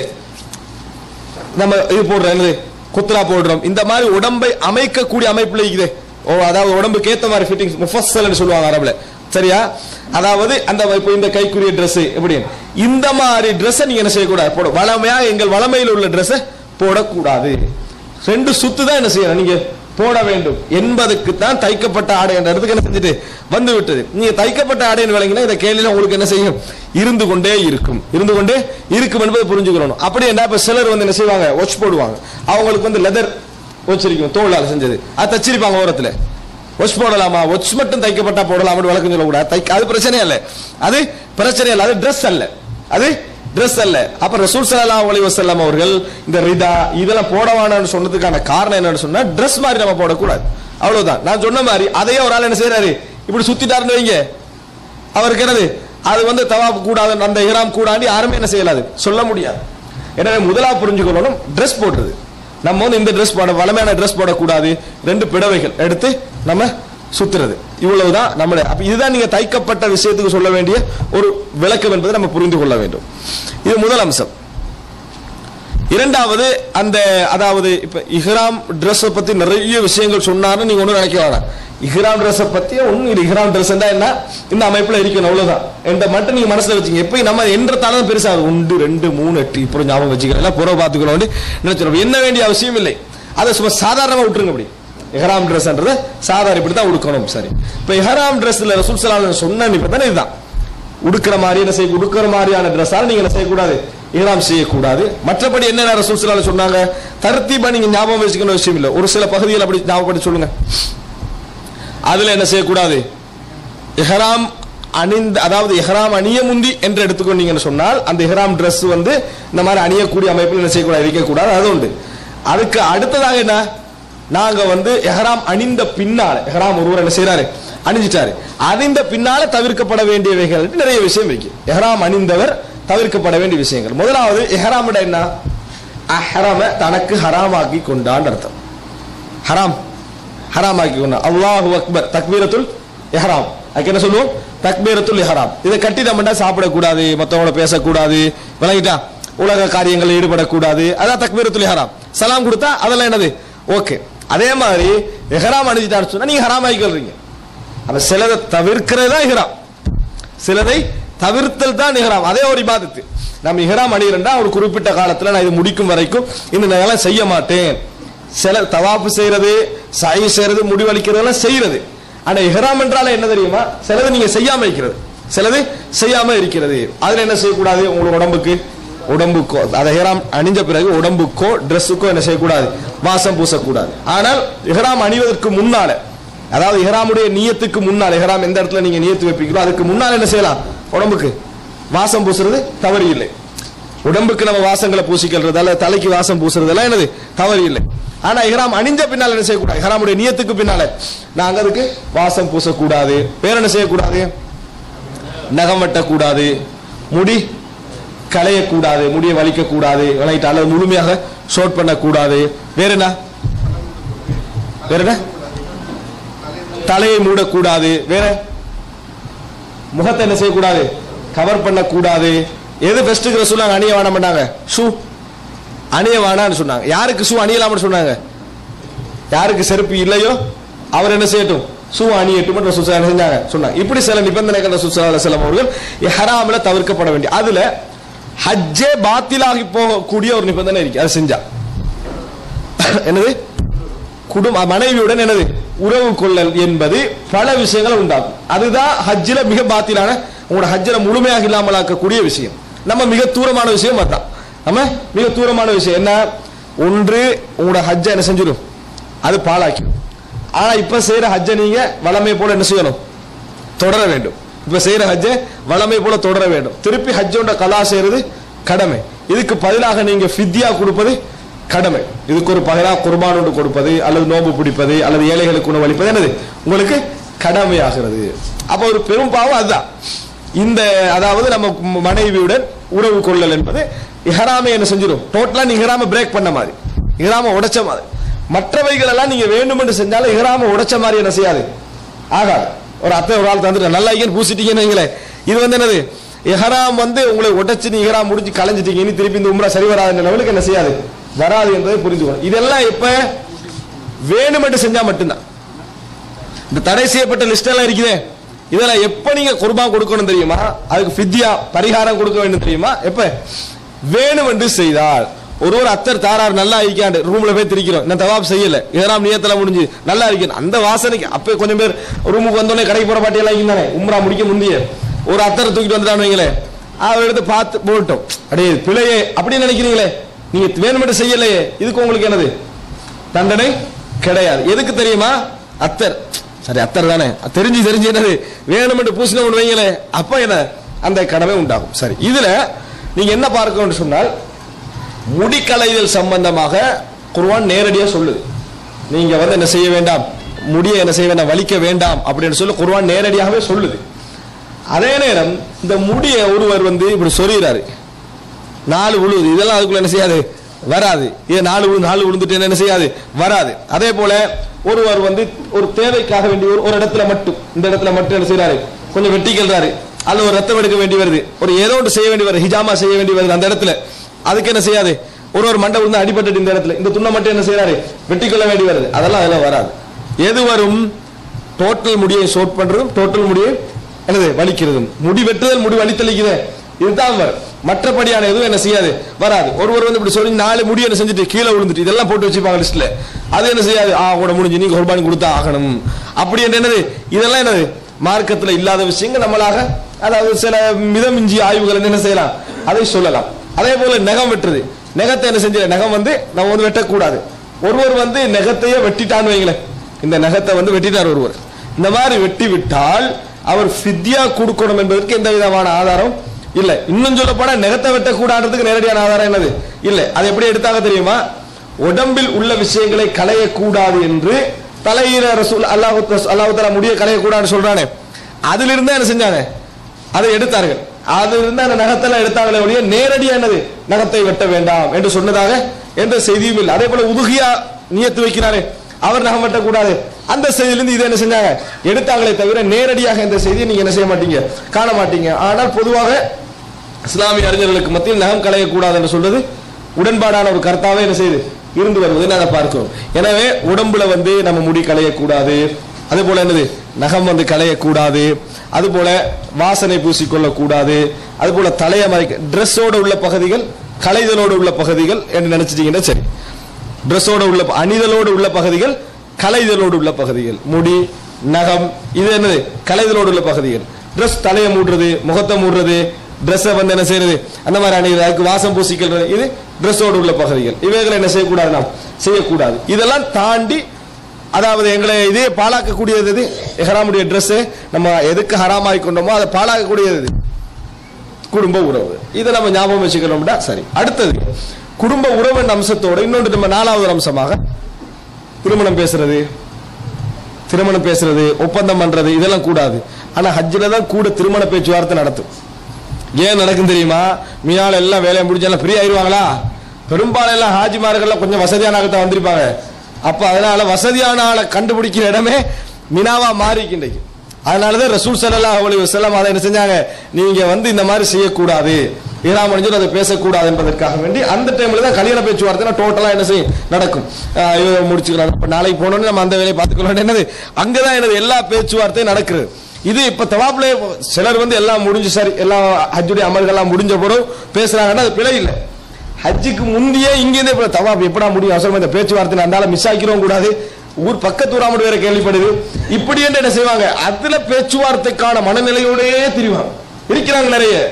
அப்ப ரசூலுல்லாஹ் சும்மா என்ன செய்யற சட்டத்தை போடல, இந்த ஹஜ்ஜில எல்லாரும் சந்திக்க வாய்ப்பு இருக்கிறதால இந்த சிந்தனை கொஞ்சம் பேருக்கு என்ன செய்யும் உருவாகும் என்பதனால ரசூல் ஸல்லல்லாஹு அலைஹி வஸல்லம் அவர்கள் இதை தடை செய்தார்கள். இதெல்லாம் நீங்க என்ன நினைக்கணும்டா, ஹராம் என்கின்ற அந்த நியத்து எதற்கண்டா சில விஷயங்களை நாங்கள் தவிர்த்துக் கொள்வதற்கு, சில விஷயங்களை தவிர்த்துக் கொள்வதற்கு. இதெல்லாத்தையும் சேர்த்து பெரும்பாலும் அது எதுக்குள்ள வரும்டா உலகத்தை அனுபவிக்கக்கூடிய தரப்பு அனுபவிக்கக்கூடிய மாதிரியான காரணங்கள் தான் அதுக்குள்ள வரும்.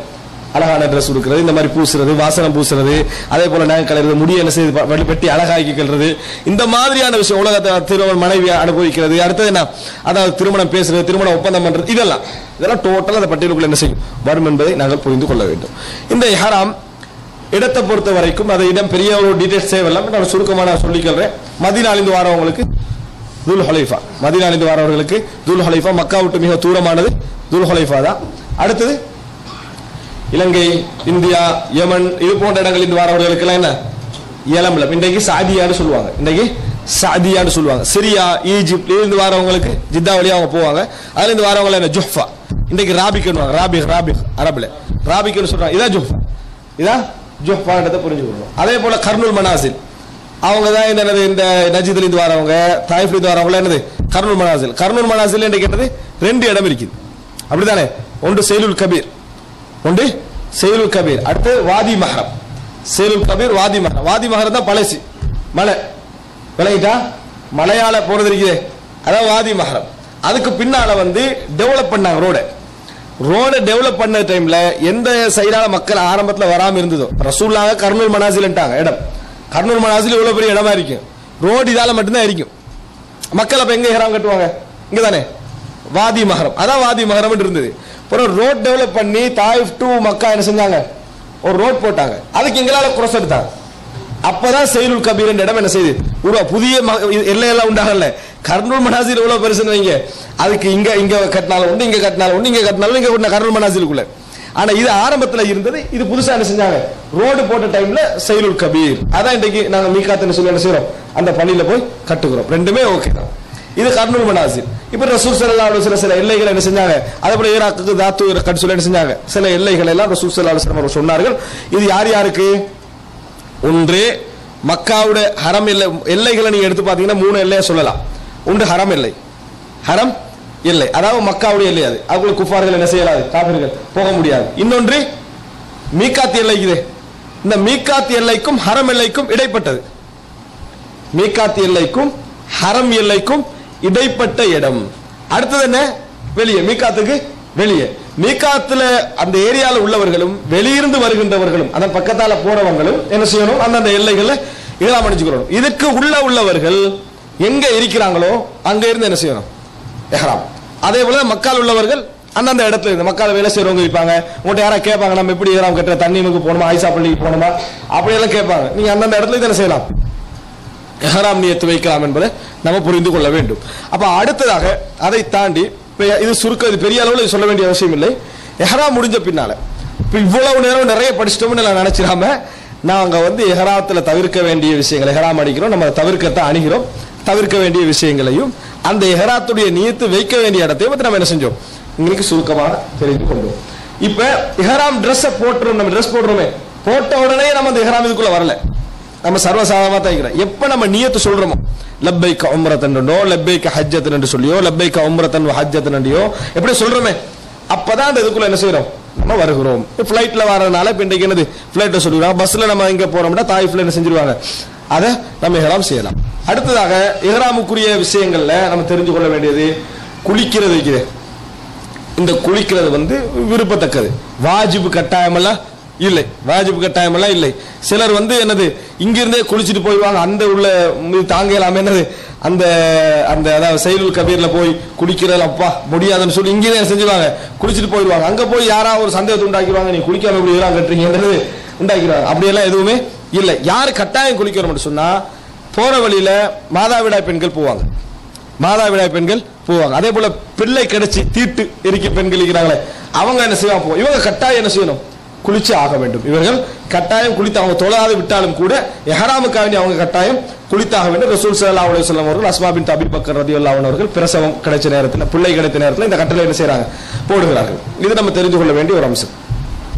அடுத்ததாக நம்ம வந்து இஹ்ராத்தை முடிச்சிட்டு, இஹ்ராத்ல இவ்வளவுதான், இஹ்ராத்துக்கு 2 ரக்காத் இந்த சுன்னத் தொழுகையும் இல்ல, ஒரு தொழுகைக்கு பிறகு நம்ம கட்டினோம் என்று சொன்னா அது ஓகே. ரசூல் ஸல்லல்லாஹு அலைஹி வஸல்லம் 2 ரக்காத் தொழுதா வருது, அது துல்ஹுலைஃபாவுடைய சிறப்பின் காரணமாக.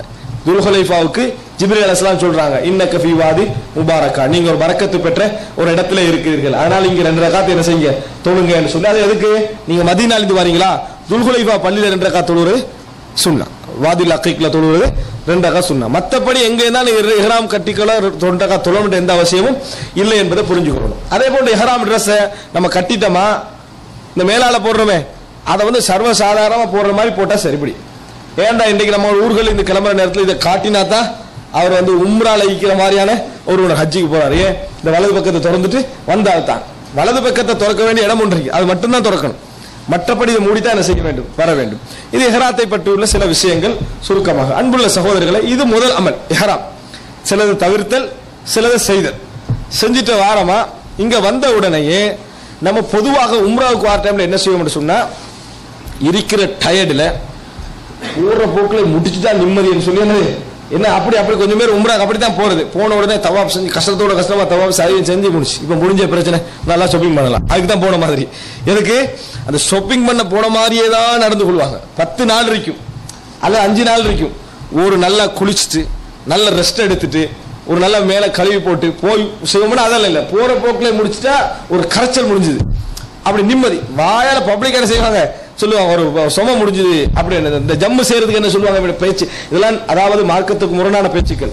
என்ன சேர்த்து அடிச்சுட்டேன்னு எதுக்கு, நுகரை அசரை சேர்த்து தொழுகிறதுக்கு இப்படி சொல்ல. இது வந்து நிச்சயமா உங்களோட தொழுகை அங்கீகரிக்கப்படாது, குஃப்ரான வார்த்தை தான். இபாதத்துக்கு நம்ம அந்த மாதிரி வார்த்தைகள் உபயோகிப்பது குஃப்ரான வார்த்தை. இதே தான் வணக்க வழிபாடுகளே. வணக்க வழிபாடு பேசக்கூட அல்லாஹ்வோடு சம்பந்தப்பட்டதை பேசணும். இப்போ கௌரவமா கண்ணியமா என்ன செய்யணும், அதை நாங்கள் பேச வேண்டும். அப்ப அடுத்ததாக அன்புள்ள சகோதரர், நம்ம போனோம்டா எப்பையும் ஒரு ரெஸ்ட் எடுத்துட்டு ஒரு நம்ம ஒரு டயர்டு இல்லாம ஆக்கிட்டு நம்ம செய்வதுதான் நல்லது. அப்பதான் நம்ம வந்து அந்த இபாதத்தை என்ன செய்யலாம், நமக்கு ஒரு நாள் தான் இருக்கேன்னா அது வேற. ரசூல் ஸல்லல்லாஹு பொதுவாக அப்படி வந்தா ஒரு இடத்துல குளிச்சுட்டு என்ன செய்வாங்க, அடுத்த நாள் காலையில் போய் உம்ரா செய்தார்கள் என்ற செய்தி நம்ம என்ன செய்கிறோம், பார்க்கிறோம். அடுத்ததாக அன்புள்ள சகோதரர், தவாஃப். தவாஃப்ல தெரிந்து கொள்ள வேண்டிய விஷயம், மொத்தம் எத்தனை தவாஃப் நம்ம சுத்த வேண்டும், 7 விஷயங்கள். 7 என்ன சொன்ன, 7 தவாஃப் நம்ம செய்ய வேண்டும். 7 இடமிருந்து வலமாக, அதாவது நம்ம நின்றா கௌபாவுக்கு வலம், கௌபாவுக்கு வலம், நமது இடது பக்கம் விளங்கிட்டா இப்படி நம்ம சுத்த வேண்டும். எங்கிருந்து ஆரம்பிக்கிறோம், ஹஜர் அஸ்வத் என்ற இடத்துல தான் என்ன செய்யறோம், ஆரம்பிக்கிறோம். இந்த ஹஜர் அஸ்வத் இடத்துல இருந்து ரசூல் ஸல்லல்லாஹு அலைஹி வஸல்லம் எப்படி ஆரம்பிச்சாங்கன்னு சொன்னால், நபி அவர்கள் தொட்டார்கள், அதை அப்படி செஞ்சாங்க, முத்தமிட்டார்கள். அதே போல ரசூல் ஸல்லல்லாஹு அலைஹி வஸல்லம் அவர்கள் அதாவது அல்லாஹு அக்பர் என்று சொன்னார்கள். இப்படி சொல்லித்தான் ரசூல் ஸல்லல்லாஹு அலைஹி வஸல்லம் ஆரம்பிச்சாங்க. யாருக்கு இது செய்ய முடியாதோ அவர் என்ன செய்யலாம், ஒரு ரசூல் ஸல்லல்லாஹு அலைஹி வஸல்லம் இப்படி செஞ்சுக்கிறாங்க, அதாவது இந்த ஒரு இதால ஒரு பெஹஜனால ஒரு கம்மாரின் வைங்க, அதால அப்படி தொட்டு என்ன செய்யறாங்க, முத்தமிட்டிருக்கார்கள். அதுவும் யாருக்கு செய்ய முடியாதோ அவர் என்ன செய்யலாம், அதை முன்னோக்கி இப்படி கையை காட்டலாம். பச்சை லைட்டுன்னு வச்சுக்கிறாங்க, விளக்கம் இல்லாம அந்த மக்கள்கிட்ட சொல்ற இந்த பச்சை லைட் இருக்குமே அந்த இடத்துல இந்த ஆரம்பிக்கணும் இருந்தால் பச்சை லைட்டை பார்த்து என்ன செய்யறாங்க, ஆரம்பிக்கிறாங்க. இங்கிருந்து ஆனா வைக்க மாட்டேன், பச்சை லைட்டுக்கு அதுக்கு சம்பந்தம் இல்லை. பச்சையே புனிதமான நினைச்சிட்டு வர மக்களுக்கு அதை என்ன செஞ்சிடும், ஓ பச்சை லைட்டு இந்த இடத்துல என்ன செய்யணும், ஆரம்பிக்கணும் சொல்லி நினைச்சிருவாங்க. இங்கதான் ஹஜர் அஸ்வத், அது ஒரு அடையாளம், இதான் லைன் என்று சொல்லி அதுக்கான ஒரு அடையாளம், நேர உள்ள லைன். அப்ப இது இருந்து ஹஜர் அஸ்வதை நம்ம காட்டி அல்லாஹ் அக்பர். இப்னு உமர் ரலியல்லாஹு அன்ஹு அவர்கள் பிஸ்மில்லாஹி அல்லாஹ் அக்பர் என்று சொன்னதாக ஒரு வார்த்தை வருது. சிலர் பிஸ்மில்லாஹி அல்லாஹ் அக்பர் என்று சொல்றதை நம்ம பார்க்கிறோம். பிஸ்மில்லாஹி அல்லாஹ் அக்பர் சொல்றோம், அதுல என்ன செய்யறோம், நம்ம ஆரம்பிக்கிறோம். ஆரம்பிக்கிற நேரத்தில் நம்ம தவாப்பு செய்யறோமே, இந்த தவாப்பு செய்கிற நேரத்தில் நம்ம எதுக்கு உள்ளால செய்யக்கூடாது, அரை வட்டம் இருக்குது, இந்த அரை வட்டத்துக்கு உள்ளால செய்யக்கூடாது. இதுக்கு பெரிய வரலாற்று காரணங்கள் இருக்குது, அதை நம்ம இந்த இடத்துல சொன்னா என்ன செஞ்சிடும், அது டீப்பா போயிடும். அதுக்கு உள்ளால செய்யக்கூடாது, நம்ம வந்து என்னது வெளியாலே தான் என்ன செய்யணும், தவாப்பு செய்ய வேண்டும். இந்த தவாப்பு செய்கிற நேரத்தில் என்ன ஓதணும் அப்படின்னு பாத்தீங்கன்னா ஒரே ஒரு துஆவை தவிர வேற எதுவும் வரல. அது எங்க நம்ம இப்படி சுத்தி வந்து, அதாவது நம்ம ஒன்னாவது என்று சொன்னா நான்காவது, அடுத்தது ஹஜ்ருல் அஸ்வத் முதலாவது வச்சுக்கணும்னு சொன்னா அடுத்த என்ன நான்காவது. இந்த நான்காவது மூட தான் நம்ம ருக்குனுல் யமானி அப்படின்னு சொல்றோம். ருக்குனுல் யமானி என்று நாங்கள் சொல்கிறோம். இந்த ருக்குனுல் யமானிக்கு நம்ம வந்துட்டோம் என்று சொன்னா யமன் பிரதேசத்து மூளை, அடுத்த ருக்குன் அஷாமி சிரியா பிரதேசத்து மூளைன்னு சொல்லுவாங்க. யமன் அந்த சைடுக்கு நம்ம அந்த ருக்குனுல் யமானி என்ற பகுதிக்கு நம்ம வந்தோம் என்று சொன்னால் அந்த இடத்துல என்ன செய்யணும்? என்ன ரப்பனா ஆத்தினா ஃபித் துன்யா ஹஸனத்தன் வ ஃபில் ஆখিরাতি ஹஸனத்தன் வ கினா அஸாபன்னார். இது சொல்லி இது வாஜிபெல்லாம் இல்லை, இந்த துஆ சொல்லிக்கணும். மற்றபடி நாம வந்து தவாப்ல ஒரு அவசியம் ஏற்பட்டா பேசுறது, ஒரு அவசியம் ஏற்பட்டா சொல்றது, இதெல்லாம் பிழை இல்லை. ஆனா பெரும்பாலும் எந்த அளவுக்கு அமைதியாக இருந்து துஆக்களை சொல்லிக்கொண்டு குர்ஆனை ஓதிக்கொண்டு திக்ர்களோட நம்ம அந்த இடத்தை செய்யறோமோ அந்த அளவுக்கு அது நல்லது என்பதை நம்ம புரிந்து கொள்ள வேண்டும். இதுதான் தவாஃப். தவாஃப் முடிஞ்சுதா அடுத்த நம்ம செய்ய வேண்டிய வேலை என்ன?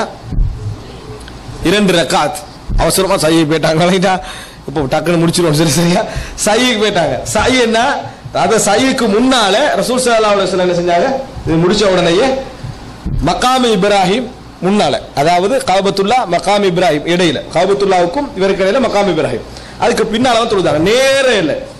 நேர தொழுது பிள்ளை மக்களை டிஸ்டர்ப் பண்ணுவோம். சரியா அப்படி நேரம் வந்து பின்னால தொழுது மட்டும் என்னது? நீங்க மட்டும் தான் ஹஜ்ஜுக்கு வந்துக்கிறீங்க, இல்ல எல்லாரும் வந்துக்கிறா, எல்லாருக்கும் அந்த இடத்துல இப்படி நிக்கிறது இயலாது. அப்ப இயன்ற அளவுக்கு அதான் மக்காமுக்கு பின்னுக்கு என்ன செய்யலாம்? நம்ம வேண்டிய இடத்துல தொழலாம். 2 ரக்காத்துக்கள். இதுல வந்து நம்ம நேற்று சொல்ற நேரத்துல வந்து முதலாவது ரக்காத்துல குல் ஹுவல்லாஹு அஹத், இரண்டாவது குல் யா அய்யுல் காஃபிரூன் என்று ரிவாயத்து வருது. சில ரிவாயத்துக்கள்ல முதலாவது குல் யா அய்யுல் காஃபிரூன், இரண்டாவது குல் ஹுவல்லாஹு அஹத் என்று அறிவிப்புகள் வருது. எதை நீங்க இப்படி ஓதினாலும், ரெண்டும் ஓதாம வேற சூரா ஓதினாலும் உங்களுக்கு அந்த தொழுகையில் என்னது எந்த பிரச்சனையும் இல்லை. ரசூல் ஸல்லல்லாஹு அலைஹி வஸல்லம் அவர்கள் அந்த 2 ரக்காத் தொழுத பின்னால என்ன செய்தார்கள்? இந்த 2 ரக்காத் தொழாட்டி தவாஃப் என்னது கூடும், தவாஃப் கூடும். வணங்கிட்டா இந்த 2 ரக்காத் நம்ம தொழுத பின்னால மறுபடியும் என்ன செய்யலாம்? அங்க ஜம்சம் குடிச்சாங்க ரசூல் ஸல்லல்லாஹு அலைஹி வஸல்லம் அவர்கள், தண்ணியை ஊட்டினார்கள். ஆனா இப்ப அந்த வசதி அங்க நிக்கிறது இல்லை, நம்ம அங்கதான் என்ன செய்யணும்? போகணும்.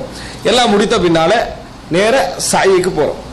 சாயிக்கு போற நேரத்தில் ஹதீஸ்ல வரக்கூடிய அமைப்புல இன்றைக்கு சாயியோட இடம் இல்லை. இன்றைக்கு தௌர் முதலாவது தட்டு, 2ஆம் தட்டு, 3ஆவது தட்டு, 4ஆவது தட்டு என்ன செய்யுது? அங்க போயிட்டு அதனால முதல்ல நம்ம சைக்கு போற நேரத்தில் நமக்கு நெருங்குகிற நேரத்தில் சொல்ல வேண்டிய வசனம் என்ன? இன்ன ஸஃபா வல் மர்வத மின் ஷஆஇரில்லாஹ்.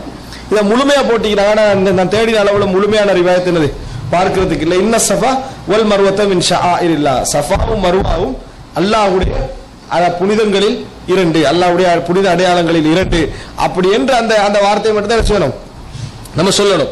நெருங்கி அதுல ஏறின பின்னால ரசூல் ஸல்லல்லாஹு அலைஹி வஸல்லம் அவர்கள் கிப்லாவை முன்னோக்கி, இன்றைக்கு கிப்லா முன்னோக்கினா உங்களுக்கு கொஞ்சம் தூண்களுக்கு இடையில என்ன செய்யும்? கொஞ்சம் விளங்கு. அதுவும் சரியாக அந்த கொஞ்சம் தாண்டி போய் நின்றா தான். நீங்க நடுவு நின்றா என்ன செய்யாது? உங்களுக்கு விளங்காது. விளங்காட்டி நம்ம ஒன்றும் செய்யவில்லை. கட்டாயம் தாண்டி எல்லாரும் முன்கால போய் நீங்க எல்லாரும் அழகா நின்றுகிட்டு இருப்பாங்க. ஒரு ஆள் கௌபாவை முன்னோக்கிறதுக்கு எல்லாரும் தாண்டி முன்னால போய் செஞ்சுருவாங்க, நின்றுவான். இந்த இது செய்ய வேண்டிய அவசியம் நம்மளுக்கு இல்லை. அந்த இடத்துல இருந்து என்ன சொல்லணும்? அல்லாஹு அக்பர், அல்லாஹு அக்பர், அல்லாஹ் அக்பர்னு சொல்லிட்டு லா இலாஹ இல்லல்லாஹு வஹ்தஹு லா ஷரீக லஹு லஹுல் முல்கு வ லஹுல் ஹம்து வ ஹுவ அலா குல்லி ஷைஇன் கதீர். அடுத்ததாக லா இலாஹ இல்லல்லாஹு வஹ்தஹு அன்ஜஸ வஹ்தஹு வ நஸர அப்தஹு வ ஹஸமல் அஹ்ஸாப வஹ்தா. இந்த வார்த்தை என்ன செய்ய வேண்டும்? நாங்கள் சொல்ல வேண்டும். இதை சொல்லிட்டு துஆ சொல்லிட்டு என்ன செய்யறோம்? துஆ கேட்கிறோம். அதுக்கு அடுத்ததாக என்ன? மறுபடியும் அதையே சொல்றோம், மறுபடியும் துஆ கேட்கிறோம், மறுபடியும் அதையே சொல்றோம். இப்படி ரசூல் ஸல்லல்லாஹு அலைஹி வஸல்லம் அவர்கள் 3 முறை என்ன செய்தார்கள் என்றதை பார்க்கிறோம்.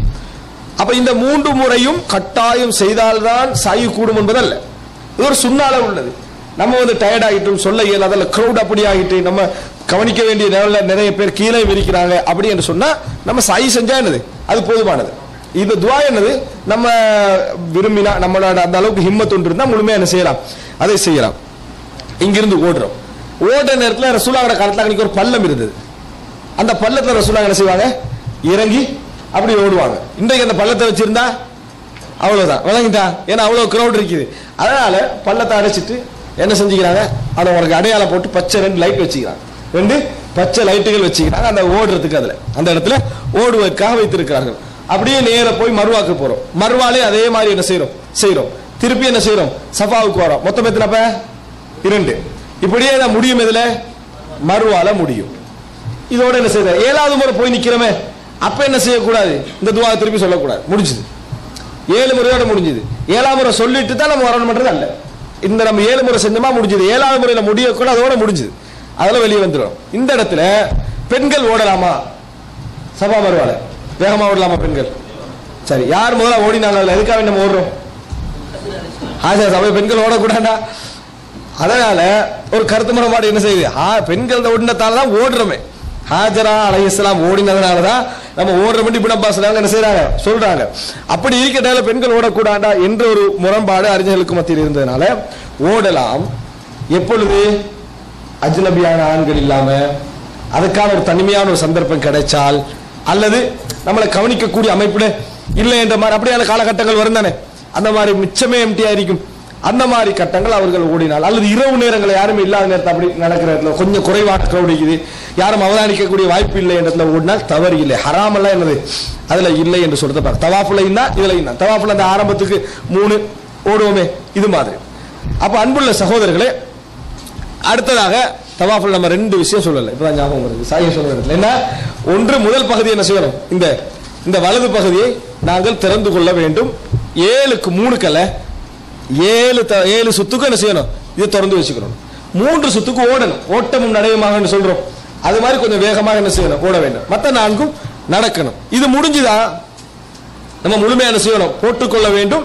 இது இந்த தவாஃபுக்கு மட்டும்தான். இந்த தவாஃபுக்கு மட்டும்தான். அதோட நம்ம மற்ற எக்ஸ்ட்ராவா செய்வோம் தவாஃபு, அதுகளுக்கு இந்த சட்டத்தை ரசூல் ஸல்லல்லாஹு அலைஹி வஸல்லம் அவர்கள் சொல்லவில்லை. அன்புள்ள சகோதரர்களே, இதற்கு பின்னால சாய் செஞ்சிட்டாங்களா? தவாஃபுடைய விஷயம் 3வது அமல் என்ன? அதாவது சாய் செய்யற விஷயம். அதற்கு பின்னால ரசூல் ஸல்லல்லாஹு அலைஹி வஸல்லம் அவர்கள் என்ன செஞ்சாங்க?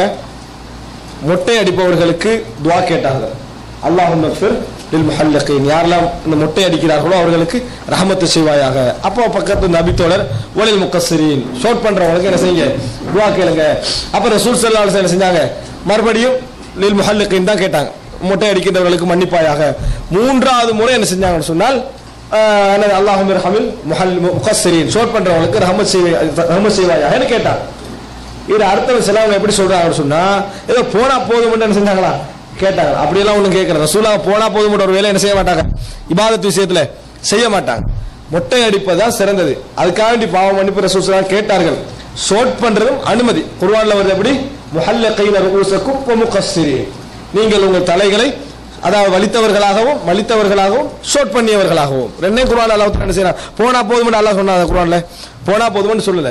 ஆனா முதலாம் முறை ஒருவர் போறார் உம்ராவுக்கு, அந்த டைம்ல அந்த மகஃபிரத்துக்கு ஆசை இல்லாட்டி அது ஒரு அர்த்தம். நம்ம அதுக்கு தான் நம்ம செய்யறோம்.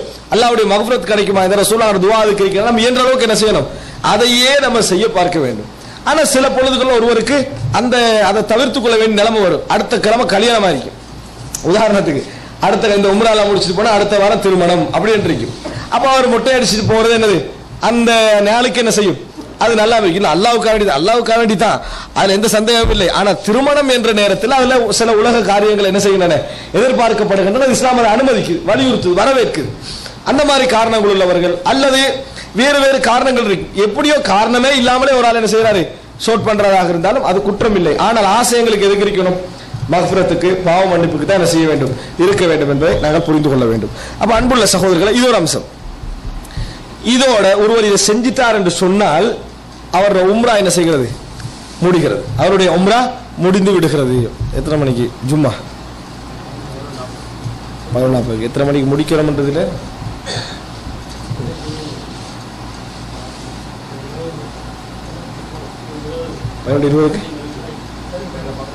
ஒரு 10 நிமிஷத்துல முடிச்சுக்கோங்க. அப்படியே இன்ஷா அல்லாஹ். அப்ப அன்புள்ள சகோதரர்களே, இது செஞ்சிட்டார் என்று சொன்னால் உம்ரா முடிகிறது. ஆனால் இந்த உம்ராவுடைய செயல்பாடு ஜாகிலிய மக்கள் எப்படி நினைச்சிருந்தாங்கடா, ஹஜ்ஜி மாசத்துல உம்ரா செய்யக்கூடாது, ஹஜ்ஜி மாதத்துல உம்ரா செய்யக்கூடாது அப்படின்னு நினைச்சுக்கிட்டு இருந்தாங்க. இப்ப ரசூல் ஸல்லல்லாஹு அலைஹி வஸல்லம் இறுதி ஹஜ்ஜிக்கு வந்துட்டு சயீம் செய்யறாங்க. எல்லா நபித்தோழர்களும் சயீம் என்ன செய்யறாங்க. செஞ்சு முடிச்ச பின்னால துல்ஹிஜ்ஜா மாதம் இப்ப நபித்தோட உள்ளத்துல என்ன இருக்குது? ஹஜ்ஜி. நம்ம ஹஜ்ஜி தான் செய்யறோம். இஹ்ராம் அணிஞ்சா இனி எப்ப கலைகிறது? நம்ம என்னது, அதாவது தவாஃப் இஃபால்ல முடிச்ச பிறகு என்ன செய்யறது? கலைகிற எண்ணங்கள் தான் அவங்களுக்கு இருக்குது. ரசூலுல்லாஹ் சஹீஹ் செஞ்ச பின்னால ரசூலுல்லாஹ் சொல்றாங்க, அதாவது லவ் இஸ்தக்பல்து மின் அம்ரி மஸ்தக்பர்து லம் அசுகில் ஹதிய. ரசூல் ஸல்லல்லாஹு அலைஹி வஸல்லம் சொல்றாங்க, நான் ஏற்கனவே இதுக்கு நான் யோசித்தே வந்திருந்தால் நான் ஹதி கொண்டு வந்திருக்க மாட்டேன், நான் குர்பானி பிராணிகளை கொண்டு வந்திருக்க மாட்டேன். நான் இதை என்ன செஞ்சிருப்பேன்டா, குர்பானி பிராணிகள் கொண்டு வந்தில்லாது விட்டால் இதை உம்ராவாக நான் ஆக்கியிருப்பேன். நான் கொண்டு வந்துட்டேன். நான் என்ன செய்து விட்டேன், நான் உம்ரா குர்பானி பிராணிகளை கொண்டு வந்து விட்டேன். குர்பானி பிராணிகளை யார் அங்கு கொண்டு போறாரோ அவர் அதை அறுக்கின்ற வரைக்கும் இஹ்ராத் என்ன செய்யக்கூடாது, களையக்கூடாது. வலா தஹ்லிகு ரூஸக்கும், உங்களது அதாவது தலைகளை நீங்கள் மலிக்க வேண்டாம் இந்த குர்பானி பிராணிகள் அவருடைய இடத்தை அடைகின்ற வரைக்கும். அப்படின்னா 10ஆம் நாள் வரைக்கும் என்ன செய்யலாது, இயலாது. எனவே யாரெல்லாம் குர்பானி பிராணி கொண்டு வரவில்லையோ அவர்கள் அனைவரும் என்ன செய்ய, முடிய வலிச்சு ஹலால் ஆகி விடுங்கள், இஹ்ராத்தை களைங்க. நாங்க ரசூலுல்லாஹ் இவங்கெல்லாம் பாவமா நினைக்கிறாங்க. இது வந்து பெரும் பாவம்.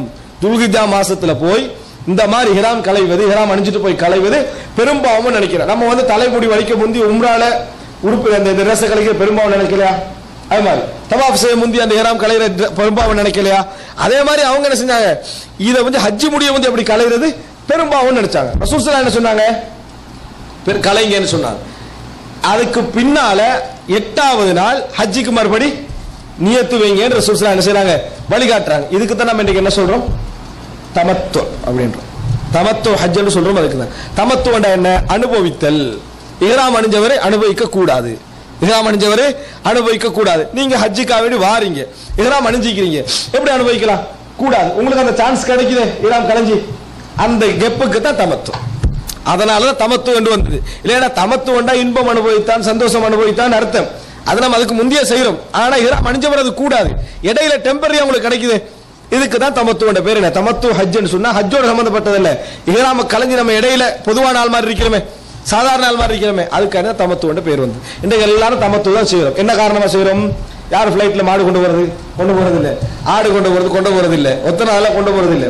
அப்ப கொண்டு போகலாட்டி ரசூலுல்லாஹ் சொன்னது என்ன, நாங்க வந்து என்னது இதான் செய்யணும் ரசூல் ஸல்லல்லாஹு அலைஹி வஸல்லம் சொல்றாங்க.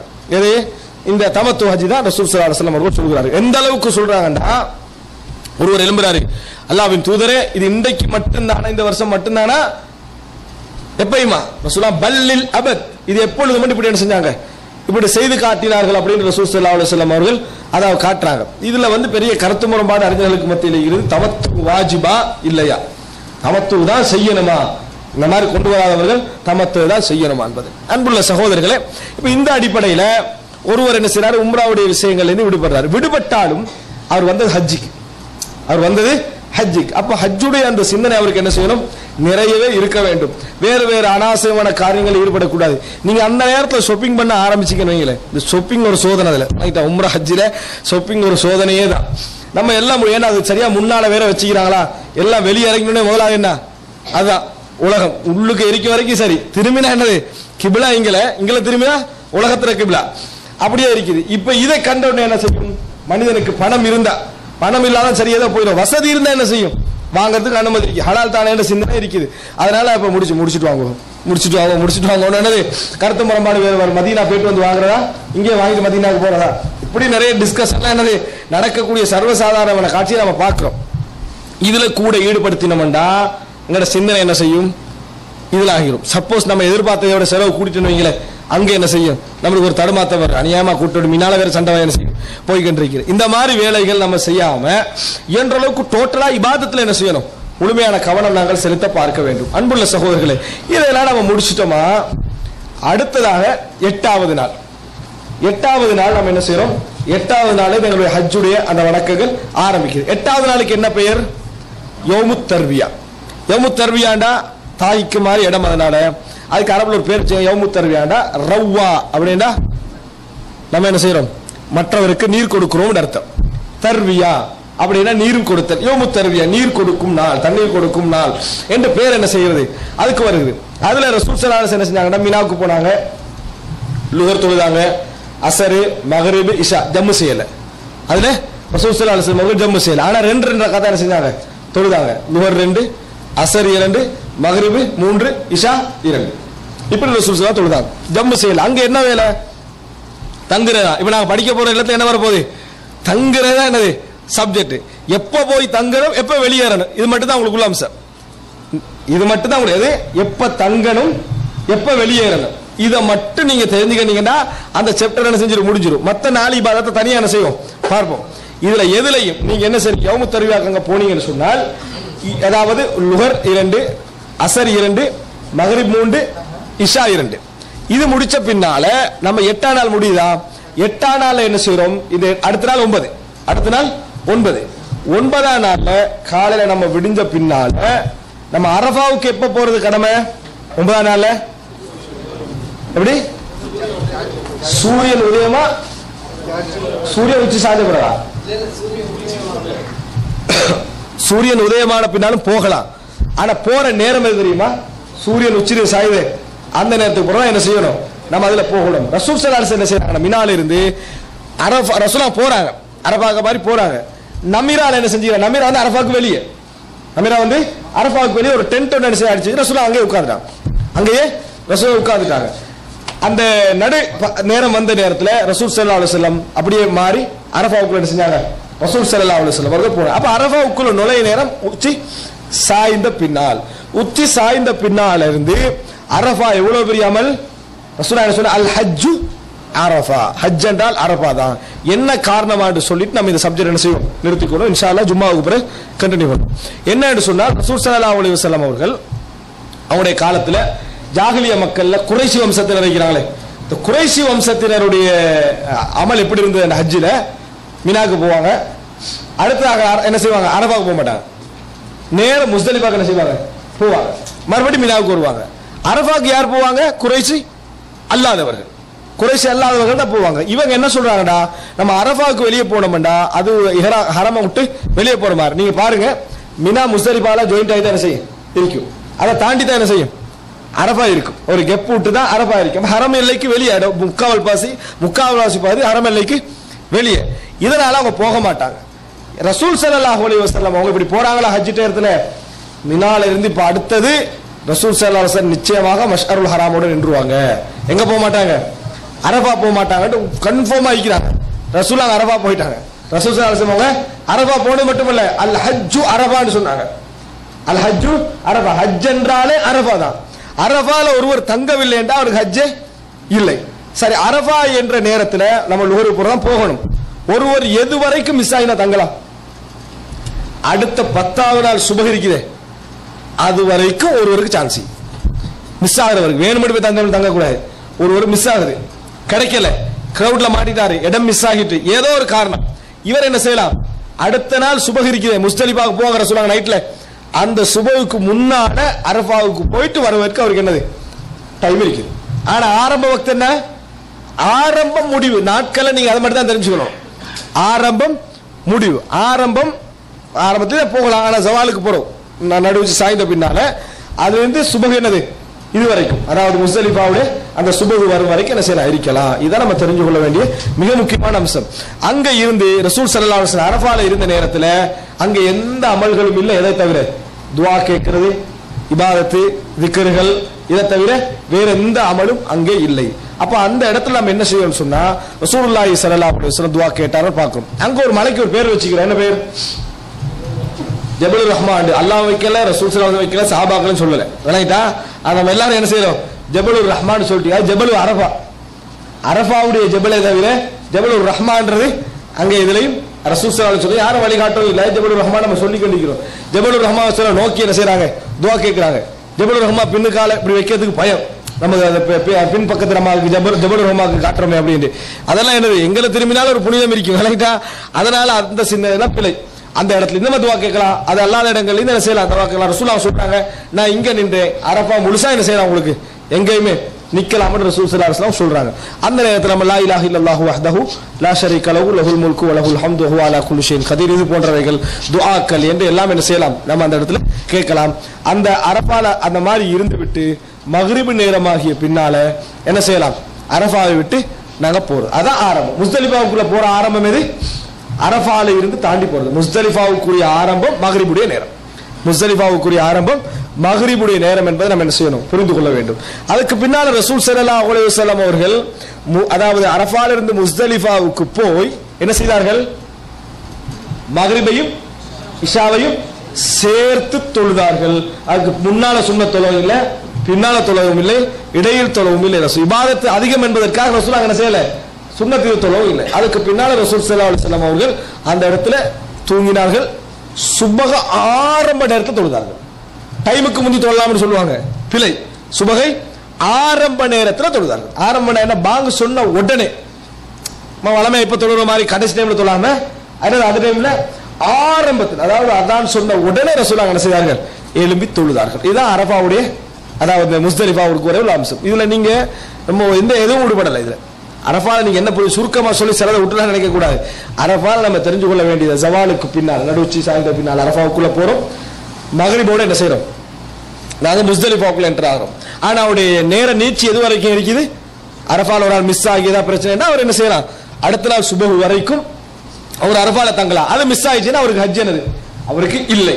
இப்ப முஸ்தலிஃபாவுக்குள்ள போனோமா, அங்க மகரிபை இஷாவை நம்ம என்ன செய்யறோம், ஜம்மு செஞ்சு இஷாவை சுருக்கி தொழுறோம். இதை தவிர வேற எதுவும் இல்லை. சுபஹ் ஆரம்ப நேரத்தில் என்ன செய்யணும், நம்ம தொழ வேண்டும். இன்ஷா அல்லாஹ் ஜும்மாவுக்கு பின்னால 10வது நாள், 11வது நாள், 12வது நாள், 13வது நாள் டைமை முதலாக முடிச்சிடுறோம். டைமை முதலாவது முடிக்கிறோம். டைமை முடிச்சிட்டு 4 வணக்கம் சொன்னேன். என்ன வணக்கங்கள், அறுத்தல், கல்லறிதல், அறுத்தல், அடுத்து என்ன, அதாவது முடிக்கலைதல், தவாஃபுல் இஃபாதா செய்தல். இதை பற்றி நம்ம என்னது தெரிஞ்சு கொண்டோம்னா ஹஜ்ஜி சப்ஜெக்ட் என்ன செஞ்சு முடிந்து விடும். இன்ஷா அல்லாஹ் ஜும்மா முடிஞ்சு வந்து அந்த சுருக்கமாக அந்த விஷயங்களை பார்த்துக்கொள்வோம்.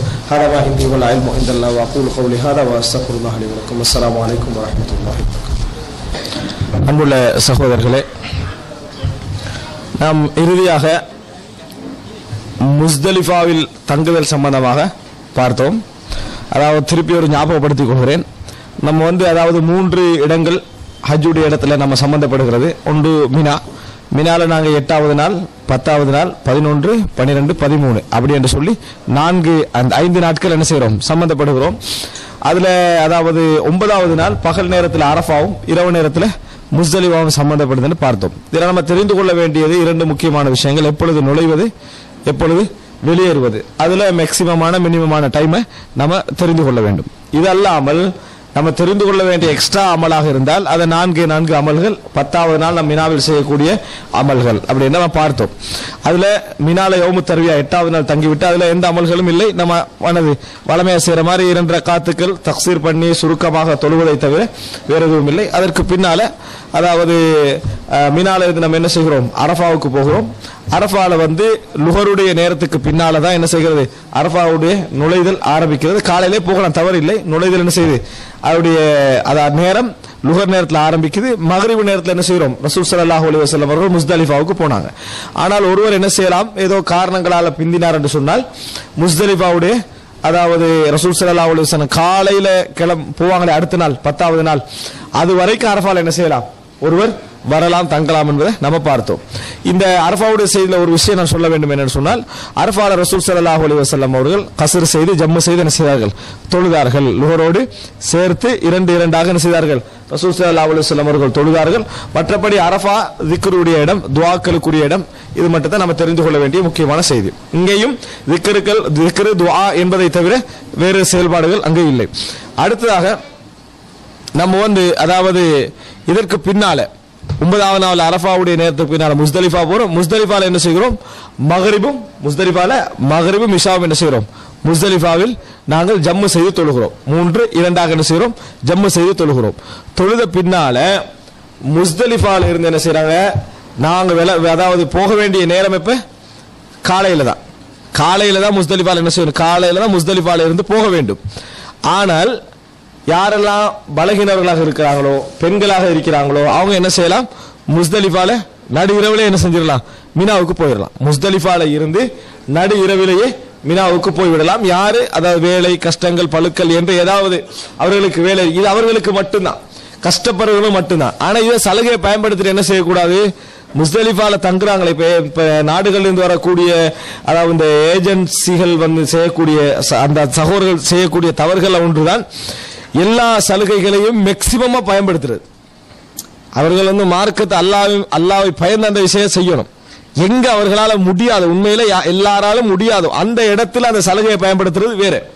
இதெல்லாம் ஓகேன்னு வந்திருக்கிற போகலாம் என்று வந்திருக்கிறோம், உடனே என்ன செய்ய போகலாம், அப்போ இப்போ சகோதரர் கூட சுட்டிக்காட்டினார் ரசூலுல்லாஹ் என்ன சொல்றாங்க, நீங்க இஃப்அல் வலா ஹரஜ், இஃப்அல் ஃபலா ஹரஜ், நீங்க செய்யுங்க உங்களுக்கு எந்த விதமான பிரச்சனையும் இல்லை என்று ரசூலுல்லாஹ் சொன்னாங்க. நான் சொன்னேன் 4 அமல்களை முந்தி பிந்தி எல்லாம் செய்யலாம். இந்த இஃப்அல் ஃபலா ஹரஜ் அங்க மட்டும் தான் சொன்னாங்க. எல்லாத்துக்கும் என்ன செஞ்சுட்டாங்க, எப்ளிமெண்டா நீங்க எதை செஞ்சாலும் முந்தினாலும் சரி பிந்தினாலும் சரி நம்மளை வந்ததுக்கு ஏற்ற மாதிரி என்ன செஞ்சிடணும், செய்து முடித்து விட வேண்டும் என்ற அடிப்படையில் என்ன செய்யறாங்க, யூஸ் பண்றாங்க. அது தவறானது.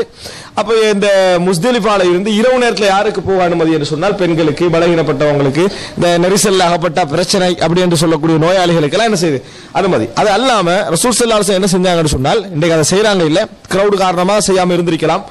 முஸ்தலிஃபால இருந்து ரசூல் ஸல்லல்லாஹு அலைஹி வஸல்லம் காலை நேரத்தை அடைஞ்ச நேரத்தில், கொஞ்சம் வெளிச்சமான நேரத்தை அடைஞ்ச நேரத்தில் எங்க போனாங்க, முதலாவது மஷ்அருல் ஹராம், இன்றைக்கு அதான் மஸ்ஜிதுல் ஹலீல் என்று சொல்லக்கூடிய ஒரு பள்ளி அன்னைக்கு என்ன செய்யுது இருக்கு, அந்த மஷ்அருல் ஹராம் கிட்ட போனாங்க. முஸ்தலிஃபா தான் அது.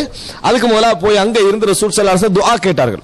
அங்க இருந்து நீண்ட ஃபத்குருல்லாஹ் இந்தல் மஷாரில் ஹராம், குர்ஆன் அல்லாஹ் தஆலா சொல்றான் மஷ்அருல் ஹராம்ல வச்சு நீங்க துஆ கேளுங்க அப்படினு. ரசூல் ஸல்லல்லாஹு அலைஹி வஸல்லம் அவர்கள் நிறைய துஆவை என்ன செய்தார்கள், அந்த இடத்துல கேட்டார்கள். அதற்கு பின்னால தான் அங்க இருந்து என்ன செய்தார்கள் ரசூல் ஸல்லல்லாஹு அலைஹி வஸல்லம் அவர்கள் நேர எங்க போனாங்க, மினாவுக்கு ரசூலுல்லாஹி ஸல்லல்லாஹு அலைஹி வஸல்லம் அவர்கள் போனார்கள்.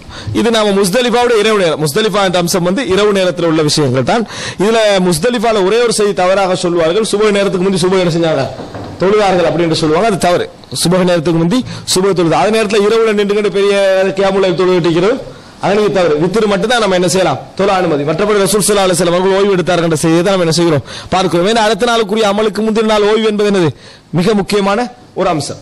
இப்ப மினாவுக்கு போனோம் என்று சொன்னால், மினாவிலே நாம் செய்யற வேலை என்ன, முக்கியமாக அந்த 10வது நாள் 4 வேலைகள் என்ன செய்வோம்.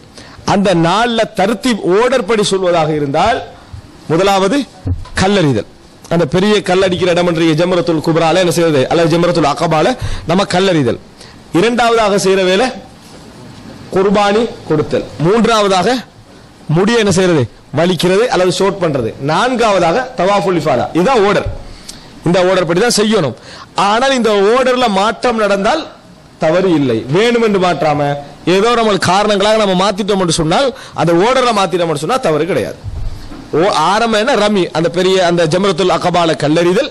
இரண்டாவதாக அதாவது குர்பானி கொடுத்தல். மூன்றாவதாக அதாவது முடியை குறைக்கிறது. நான்காவதாக தவாஃபுல் இஃபாதா, மக்காவுக்கு வந்து தவாஃப் செய்யறது. இதுலையும் நம்ம சுருக்கமா சில விஷயங்களை பார்த்தோம். குர்பான் அதாவது கல்லறிதலை பொறுத்த வரைக்கும் நம்ம என்ன செய்யணும், எத்தனை முறை கல்லறியணும், எத்தனை முறை, 7 முறை என்ன செய்யணும், கல்லறியணும். கல் வந்து என்ன, அது கல் வந்து புறக்கிறதெல்லாம் சுண்ணத்துல ஒண்ணு விளங்கிட்டா, இந்த இடத்துல கல் புறக்கணும், இந்த இடத்துல எரியணும் என்றெல்லாம் நேரடியாக எந்த செய்தியும் அதுல இல்லை. ஆனா கல் என்ன செய்யணும், நம்ம வந்து அதனுடைய சைத்தானுக்கு எரிதல் என்ற சிந்தனை என்ன செய்யக்கூடாது, இருக்கக்கூடாது. இந்த இடத்துல ரசூலுல்லாஹ் கல்லறிந்தார்கள் என்பதை நமக்கு என்ன செய்யணும், இருக்கணும். இல்லைன்னு சொல்ல நிறைய பேருடைய சிந்தனை சைத்தானுக்கு எரிதல் ஒரு பெரிய கல்லா பார்த்து என்னது எரியணும் சொல்லி பெரியெல்லாம் எடுக்கிறாங்க. பெருசு சில செய்திகள் இங்க சொன்னா அது நகைச்சுவை போயிருமதுக்கு நான் சொல்லாம இருக்கிறேன். இல்லைன்னா வேற வேற சம்பவங்கள்லாம் சைத்தானுக்கு கல்லறியத்துல என்ன செஞ்சுக்கிறாங்க, நடத்திக்கிறாங்க நம்ம பாக்குறோம். அப்ப அது ஒரு ஜஹாலத், அறியாமை. சைத்தான அங்க வந்து சைத்தான் அந்த இடத்துல எல்லாம் இவ்வளவு பெரிய ஒரு இபாதத்து நடக்கக்கூடிய இடத்துல சைத்தாங்க இல்லை. ஆனா என்ன புரிஞ்சுக்கணும் சொன்னால், எரிகிறது என்பது என்னது, அவனுக்காக எரிதல் என்கின்ற அம்சம் அல்ல. கல்லால் எரிஞ்சு கொள்றது சைத்தான் சாக போறது இல்லை, வழிகேடா வட்டம் பாதுகாப்பு தேர்ந்த அம்சம். இது இபாதத், இவங்களுக்கு சொல்லித்தரப்பட்ட இபாதத். அப்ப நம்ம எடுத்து 7 கல் அல்லாஹு அக்பர் என்று சொல்லி 7 கல் எரிய வேண்டும். அந்த 7 கல் அண்டைக்கு மட்டும்தான் என்னது, அதாவது அந்த அந்த ஒன்று மட்டும் தான் நம்ம என்ன செய்யணும், எரியணும். மற்ற 2க்கு என்ன செய்யறது இல்லை, எரியதில்லை. அந்த எரிதலோடு தல்பியா என்ன செஞ்சிடணும், நிறுத்திடணும். இந்த லப்பைக் அல்லாஹும் என்று சொல்லுவோமே, அந்த தல்பியாவை எரிதலோடு நம்ம நிறுத்தி விட வேண்டும். அதுக்கு பின்னால அடுத்து நம்ம செய்யக்கூடிய செயல் என்ன, இந்த தல்பியாவுக்கு இந்த இந்த கல்லெறிதலுக்கு பின்னால செய்யக்கூடிய செயல் என்ன, இரண்டாவதாக தர்த்தீப்ல செய்யறா எதை செய்யணும், குர்பானி கொடுத்தல். இந்த குர்பானி கொடுத்தல் என்பது அதுல பல சிக்கல்கள் என்ன செய்கின்றன இருக்கின்றன. 2 லட்சக்கணக்கான ஆடுகள் மாடுகள் ஒட்டகங்கள் அறுக்கப்படுவதனால இந்த நிமிஷம் குர்பானி கொடுக்கப்படுற நம்ம முடிச்ச உடனே குர்பானி கொடுக்கறது ஒரு கஷ்டமான ஒரு காரியம். பல வகையில கவர்மெண்டே அது முன் வந்து செஞ்சாலும் ஒரு கஷ்டமான காரியம் இடத்தை பார்க்கிறோம். ஆனால் ஹதீஸில் உள்ள சில சில சலுகைகளை கவர்மெண்ட் சரியாக பயன்படுத்தி என்ற அளவுக்கு மேக்சிமம் பயன்படுத்தினால் அது ஒரு அளவுக்கு என்ன செய்யலாம், இந்த அதாவது குர்பானி பிராணி பற்றிய விமர்சனங்களை தவிர்க்கலாம். என்ன என்று சொன்னால், ரசூல் ஸல்லல்லாஹு அலைஹி வஸல்லம் அறுத்துட்டு சொல்றாங்க, நான் இங்க அறுத்தேன், இந்த இடத்துல அறுத்தேன். வ மினா குல்லுஹா மன்ஹர், மினா முழுமையாகவே அறுக்கிற இடம் தான். அது மாத்திரமல்ல, மக்கால கூட அறுக்கலாம். எப்படி, மினால தான் அறுக்கணும் என்பது அல்ல. ஆனா மினால தான் அறுக்கிறது சிறந்தது. ஆனா அறுத்தல் என்பது எங்கே என்ன செய்யலாம், மக்கள் அந்த ஹரம் எல்லையில எங்கே என்ன செய்யலாம், அறுக்கலாம் என்பதற்கான ஆதாரங்களை நம்ம என்ன செய்யறோம், பார்க்கிறோம். அப்ப இதை ஓரளவுக்கு பயன்படுத்தினாங்கன்னு சொன்னால், முழுமையாக அது மாறிடாம அது ஓரளவுக்கு பயன்படுத்தினாங்கன்னா சில சில விஷயங்களை குறைக்கலாம் என்றதை பார்க்கிறோம். இந்த அறுக்கிறதை பொறுத்த வரைக்கும் நம்ம குர்பானி அறுக்கிறோம்னு சொன்னா ஒன்றுதான் அறுக்கணும் என்று இல்லை, எவ்வளவு என்ன செய்யலாம், நம்ம தாராளமாக எவ்வளவு மறுக்கலாம். ஆனா இந்த விஷயத்துல யாருக்கு நேரடியாக போய் அதுல கலந்து கொண்டு அந்த அறுத்தல பங்கெடுக்க முடியுமோ அதான் அஃதல், அதுதான் மிகவும் சிறந்தது. ஆனா நம்ம ஊர்ல அக்கீகா கொடுக்கவளையே நம்ம சம்பந்தப்படுறது இல்லை, நம்ம வீட்டுல அக்கீகா கொடுக்கல நேரடியா நம்ம என்ன செய்யலாம், கலந்து கொள்ளலாம்டா. அறுத்த பிறகுதான் வாரது, அந்த அறுத்தாச்சாண்ட என்னது வாரது, அறுக்கிறதுக்கு கிட்டையும் என்ன செய்யறது இல்லை, சம்பந்தப்படுவது கிடையாது. அவ எப்படி நம்ம அங்க போய் சம்பந்தப்படுவோம், அங்க ஒரு காரணம் சொல்றது, முன்னால நம்ம போயிடலாம், அங்க வந்து இருக்கிற சிச்சுவேஷனுக்கு நம்ம போக கஷ்டம். வீட்டுல என்ன சிச்சுவேஷன், ஒரு சிச்சுவேஷனே இல்லை, அங்க ஒரு சிச்சுவேஷனை தானாக என்ன செய்யறது, நம்ம உருவாக்கி கொள்வது என்ன செய்கிறோம் பார்க்கிறோம். இது பிழையானது. இயன்ற அளவுக்கு நம்ம நாங்களாக போய் அதை செய்ய முடியும் வேண்டாம். ரசூல் ஸல்லல்லாஹு அலைஹி வஸல்லம் அவர்கள் 63 ஒட்டகங்கள் என்ன செய்தார்கள், தனது கையாலேயே அறுத்தார்கள். அலி ரலியல்லாஹு அன்ஹு அவர்கள் 37 என்ன செய்தார்கள், தனது கையால் அறுத்தார்கள் என்ற செய்திகளை நம்ம என்ன செய்கிறோம் பார்க்கிறோம். அவன் முடிஞ்ச அளவுக்கு நம்மளாக அறுப்பதற்கு முன் வருவது சிறந்தது. குர்பானி என்பது நாம் இறைவனுக்காக செய்யக்கூடிய ஒரு தௌஹீதுடைய மிக முக்கியமான அடையாளம், தௌஹீதுடைய மிக முக்கியமான அடையாளம். ஏனென்றால் மற்ற மதங்களில் நீங்கள் பார்க்கலாம், அதை அறுத்துட்டு அது சாப்பிட மாட்டாங்க. எது கடவுளுக்காக அறுக்கப்பட்டதோ டச் இல்லை. இஸ்லாம் மட்டும்தான் கடவுளுக்காக இறைவனுக்காக அறுக்கப்பட்டது என்ன செய்யலாம், நம்ம சாப்பிடலாம், பங்கிடலாம், நம்ம சேர்த்து வைத்துக்கலாம்னு சொல்றது இஸ்லாம். அல்லாஹ் தெளிவா சொல்றான், லய்யனால் அல்லாஹ் லுஹுமுஹா வலா திமாஉஹா, அவருடைய இறைச்சியோ அதனுடைய இரத்தமோ இறைவனை போய் சென்றடையாது, உங்களுக்கு தக்வா தான் என்ன செய்யும், சென்றடையும் என்று சொல்லி அந்த அறுத்தல் முறையில் எல்லா மதங்களிலும் பழித்தல், அந்த ஆடு பலியிடுதல் அப்படி பொதுவாக சொல்லிடக்கூடாது. இஸ்லாத்திர முறையே வேறு, இது இறைவனுக்காக படைக்கப்படுவது அல்ல. உன்னால தியாகம் செஞ்சு செலவழிச்சு இரத்தம் ஓட்டக்கூடிய அந்த மனோபாவம் இறைவனுக்காக இருக்கிறதா என்பது மட்டும்தான். மற்றபடி இது பொதுமக்களுக்காக, ஏழைகளுக்காக, கஷ்டப்படுற மக்களுக்காக உரியது என்பதை நம்ம என்ன செய்யணும், புரிந்து கொள்ள வேண்டும். ரசூல் ஸல்லல்லாஹு அலைஹி வஸல்லம் அவர்கள் அந்த அடிப்படையில் நடைமுறைப்படுத்தினார்கள். அடுத்ததாக அறுத்ததற்கு பின்னால நம்ம செய்யற விஷயம் என்ன, முடி. அதுலயும் நம்ம அங்கே நம்ம வந்து வலித்துக் கொள்ளலாம், முழுமையாக என்ன செய்யலாம், வலித்துக் கொள்ளலாம், அல்லது ஷோட் பண்ணலாம். வலித்துக் கொள்ளலாம், ஷோட் பண்ணலாம், இரண்டுமே என்னது, அதாவது ரசூல் ஸல்லல்லாஹு அலைஹி வஸல்லம் அவர்கள் அனுமதித்திருக்கிறார்கள். சிறந்தது வலித்தல். அடுத்ததாக நம்ம தெரிந்து கொள்ள வேண்டிய 4வது விஷயம் தவாஃபுல் இஃபாதா. இது ஒரு முக்கியமாக தெரிந்து கொள்ள வேண்டும். இது மூணே முடிச்சிட்டு நம்ம திருப்பி எங்க வரணும், தவாஃபுல் இஃபாதா, தவாஃப் எங்க செய்யறது, மக்காவுக்கு வரணும். மக்காவுக்கு வருவது என்பது தனி நான் மட்டும் போய் ஹஜ் செய்யறேன்னு சொன்னா அது என்ன செய்யும், எனக்கு இலகுவான ஒரு அம்சமா இருக்கு, நான் தெரிஞ்சவனாக இருந்தா. இப்ப என்ன செய்ய வேண்டி வருது, அன்றைக்கு செய்ய வேண்டிய மிக முக்கியமான அமல்கள் ஒன்றுதான் இது. இன்றைக்கு அந்த 10வது நாள் செய்ய வேண்டிய மிக முக்கியமான ஒரு 4 அமல் தான் இருக்குது. அதுல கடைசியானது தவாஃபுல் இஃபாதா. அந்த நாள்லயே மக்காவுக்கு வந்து தவாஃப் செய்யணும். ஆனால் இந்த அதாவது ஹஜ் விஷயத்துல என்ன செய்யறாங்கன்னு சொன்னால், அழைத்து செல்லக்கூடியவர்கள் என்ன செய்யறாங்கடா, இல்ல நீங்க நாளைக்கும் செய்யலாம், நாளன்னைக்கும் செய்யலாம், முடிவு வரைக்கும் என்ன செய்யலாம் என்று சொல்வதை நாங்க பார்க்கிறோம். நாளை செய்யலாம், இன்றைக்கு முடியாதவர்கள் நாளை செய்யறது ஓகே. இன்றைக்கு எப்படியாவது ட்ரை பண்ணா முடியும் என்று இருக்கிற நேரத்தில் நாங்கள் அதை ஏன் விட வேண்டும்? இன்றைக்கு முயற்சி எடுத்தால், ஒரு வழியாக முயற்சி எடுத்தால் முடியும் என்ற அளவுக்கு நம்ம வந்து அந்த மகரிபுக்கு முந்தி அதை நம்ம செஞ்சு கொள்ள பார்க்கணும் என்ற அளவுக்கு. ஏன்டா இப்ப இது 3 செய்து விட்டால் ஒருவர், நான் ஏற்கனவே சொன்ன 3 அமலும் செய்து விட்டால் அவருக்கு குடும்ப உறவை தவிர மற்ற எல்லாம் அவர் என்ன செஞ்சிடறாரு, ஹலால் ஆகிறார். மற்ற எல்லா இருந்தும் ஹலால் ஆகிறார். தவாஃபுல் இஃபாதா முடிஞ்சாதான் முழுமையாக அவர் என்ன செய்யறார், எஹ்ராமில் இருந்து விடுபெறுகிறார். அப்ப அது முடியணும். அது முடிவு வரைக்கும் ஒரு பெரிய ஒரு இது நம்ம இதுல இருக்குது. ரசூல் ஸல்லல்லாஹு அலைஹி வஸல்லம் என்ன செய்யறாங்க, மினால இந்த முடிச்சிட்டு லுஹரை வந்து மக்கால தொழுறாங்க. இன்றைக்கு அது உச்சம் ட்ரை பண்ணாதான் நடக்கும், இல்லாட்டி அது கஷ்டம். ஏன்னா வாரதுலயே என்ன செஞ்சிடும், வந்து சேரவே அசரா, அவ்வளவு ட்ரை பண்ணி வந்தாலும் அசர் ஆகிரும், அந்த அளவுக்கு கிரௌடு. ஆனா ரசூல் ஸல்லல்லாஹு அலைஹி வஸல்லம் அவர்கள் மினால அந்த வந்து எங்க தொழுறாங்க, இந்த தவாஃபுல் இஃபாதாவுக்கு பிறகு மக்கால என்ன செய்கிறார்கள், ரசூல் ஸல்லல்லாஹு அலைஹி வஸல்லம் அவர்கள் தொழுதார்கள் என்றதை பார்க்கிறோம். லுஹர் தொழுகை. அப்ப தவாஃபுல் இஃபாதா ரசூல் எப்ப முடிக்கிறாங்க, அந்த 10ஆம் நாள்ல என்ன செய்யறாங்க, முடிக்கிறாங்க. அப்ப இயன்ற அளவுக்கு நாங்கள் இந்த விஷயம் தவாஃபுல் இஃபாதா என்பது ஒரு மிக முக்கியமான அமல்கள் ஒன்று, மிக முக்கியமான அமல்கள் ஒன்று. இந்த விஷயத்துல நீங்க கவனம் எடுங்க.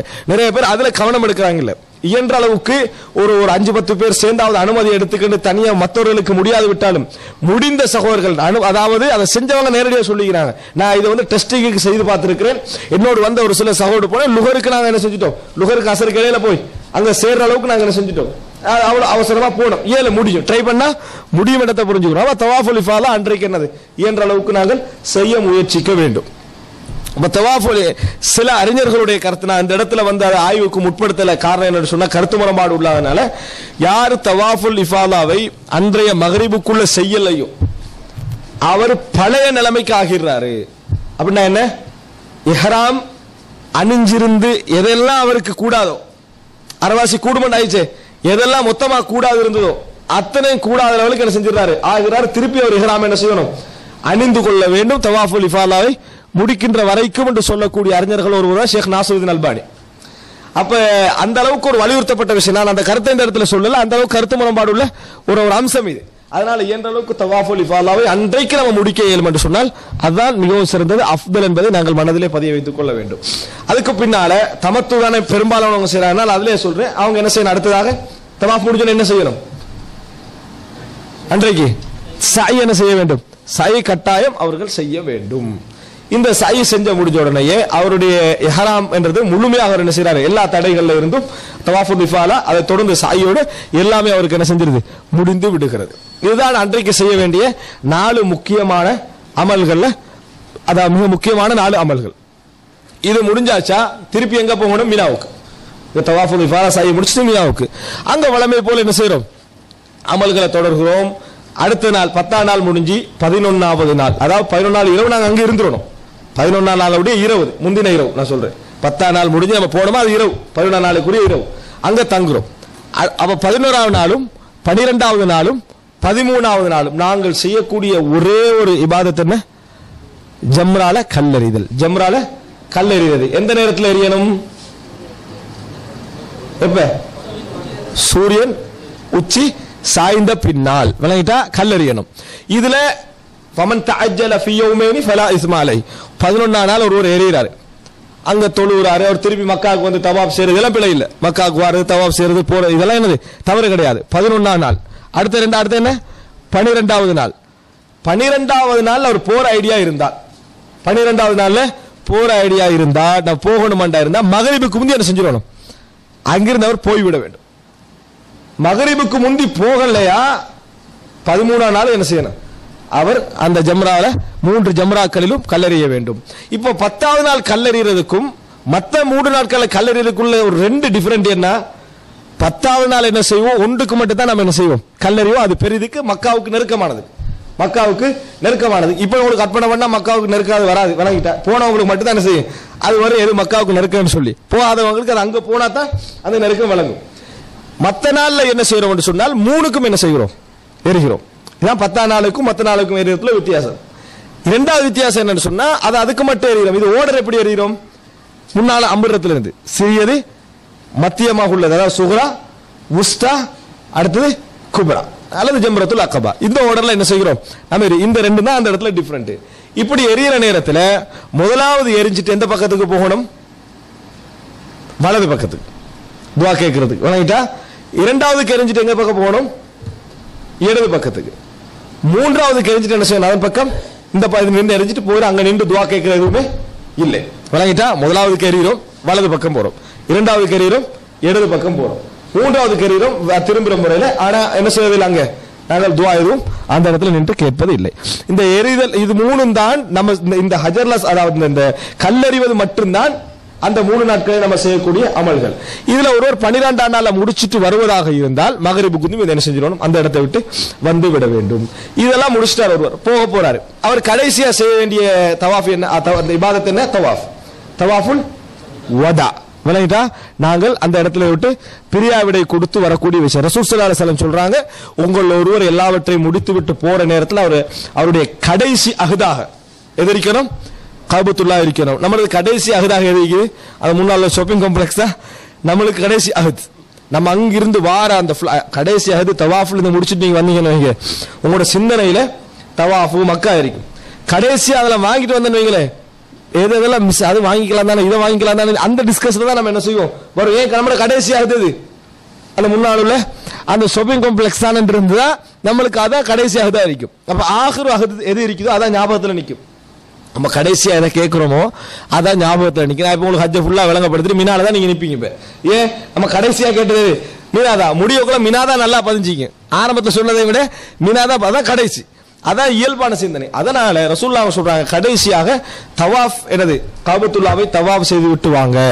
சிலர் இதை உம்ராவுக்கும் என்ன செய்யறாங்க, இதை செய்யுங்க என்று சொல்லி சில அறிஞர்கள் சொல்வதை நம்ம பார்க்கிறோம். அந்த கடைசியா நீங்க ஒரு தவாஃப் என்ன செய்யுங்க என்று சொல்வதை பார்க்கிறோம். அன்புள்ள சகோதரர்களே, இந்த கடைசி தவாஃப் அதாவது மாதாவிடாய் பெண்களாக ஆயிட்டாங்கன்னு சொன்னா அவங்களுக்கு எல்லாம் என்னது அதாவது தவிர்ப்பதற்கு இஸ்லாம் என்ன செய்கிறது, அனுமதி கொடுப்பதை நாங்கள் பார்க்கிறோம். அன்புள்ள சகோதரர்களே, ஹஜ்ஜி சம்பந்தமான விஷயங்களை நான் சுருக்கமாக சொல்ல நினைத்த விஷயங்கள் இவ்வளவு. ஹஜ் சம்பந்தமாக சொன்ன விஷயங்களை சுருக்கமாக சொல்ல நினைத்த விஷயங்கள் என்ன, இதுல ஏதாவது சந்தேகங்கள் கேள்விகள் இருந்தா இன்ஷா அல்லாஹ் அஸ்ர் தொழுகை முடிந்து இதுல நீங்க ஒவ்வொன்றா கேட்கலாம். சுருக்கமாக நான் சொன்னது உம்ராவுடைய 4 விஷயங்கள்: இஹ்ராம், தவாஃப், சஇ, முடிகளைதல். இதுல சில அம்சங்கள் என்ன செய்தேன் உங்களுக்கு நான் குறிப்பாக சொன்னேன். ஹஜ்ஜுடைய நேரத்தில் எங்கெங்க நம்ம தங்குற இடத்துல 3 இடங்கள், மினா, முஸ்தலிஃபா, அரஃபா. இதுல மினா பொறுத்தவரைக்கும் 5 நாள் எங்களுக்கு சம்பந்தப்படுது. அதே போல முஸ்தலிஃபா, அரஃபா ஒரே நாள் பகலும் இரவும் சம்பந்தப்படுது. இதுல நம்ம தெரிந்து கொள்ள வேண்டிய விஷயம் எப்ப நுழையும் எப்ப வெளியே வாரம் என்றது, டைமையும் உரிய டைம்ல மிஸ் ஆகினவங்களுடைய டைமையும் நம்ம தெரிஞ்சுக்கணும். மினால 10ஆம் நாள் செய்யற இபாதத்து 3வது அமைப்பு, செய்யற விஷயங்கள் 4. அதுல கல்லறிதல், அடுத்ததாக அதாவது முடிய கலை இந்த குர்பான் கொடுக்கிறது, முடி கலைறது, தவாஃபுல் இஃபாலா செய்வது என்று இவ்வளவுதான் நம்ம என்ன செய்தோம் பார்த்தோம். இது சுருக்கமான அம்சம். இன்ஷா அல்லாஹ் இது சம்பந்தமான எந்த கேள்விகள் இருந்தால், பெரும்பாலும் கேள்வி என்ன வரும்னா ஹஜ்ஜுல் பத்லி, இன்னொருவருக்காக ஹஜ் செய்தல், சரியா, இந்த மாதிரி விஷயங்கள்லாம் இருந்தீங்கன்னா இன்ஷா அல்லாஹ் அதாவது அசரை தொடர்ந்து உள்ள விஷயங்கள் இன்ஷா அல்லாஹ் கேளுங்க. இது தொடர்ந்து உங்களுக்கு செயல் வகுப்புகள் என்ன செய்து இருப்பதனால இதோட நான் முடித்துக் கொள்கிறேன். ஹாதா மா இந்தி வல் இல்மு இந்தல்லாஹ் வ அகூலு கௌலி ஹாதா வ அஸ்தக்ஃபிருல்லாஹ் லி வ லக்கும். வஸ்ஸலாமு அலைக்கும் வ ரஹ்மத்துல்லாஹி வ பரகாத்துஹு. அல்ஹம்துலில்லாஹ் அல்ஹம்துலில்லாஹ் அல்ஹம்துலில்லாஹ் அல்ஹம்துலில்லாஹ் அல்ஹம்துலில்லாஹ் அல்ஹம்துலில்லாஹ் அல்ஹம்துலில்லாஹ்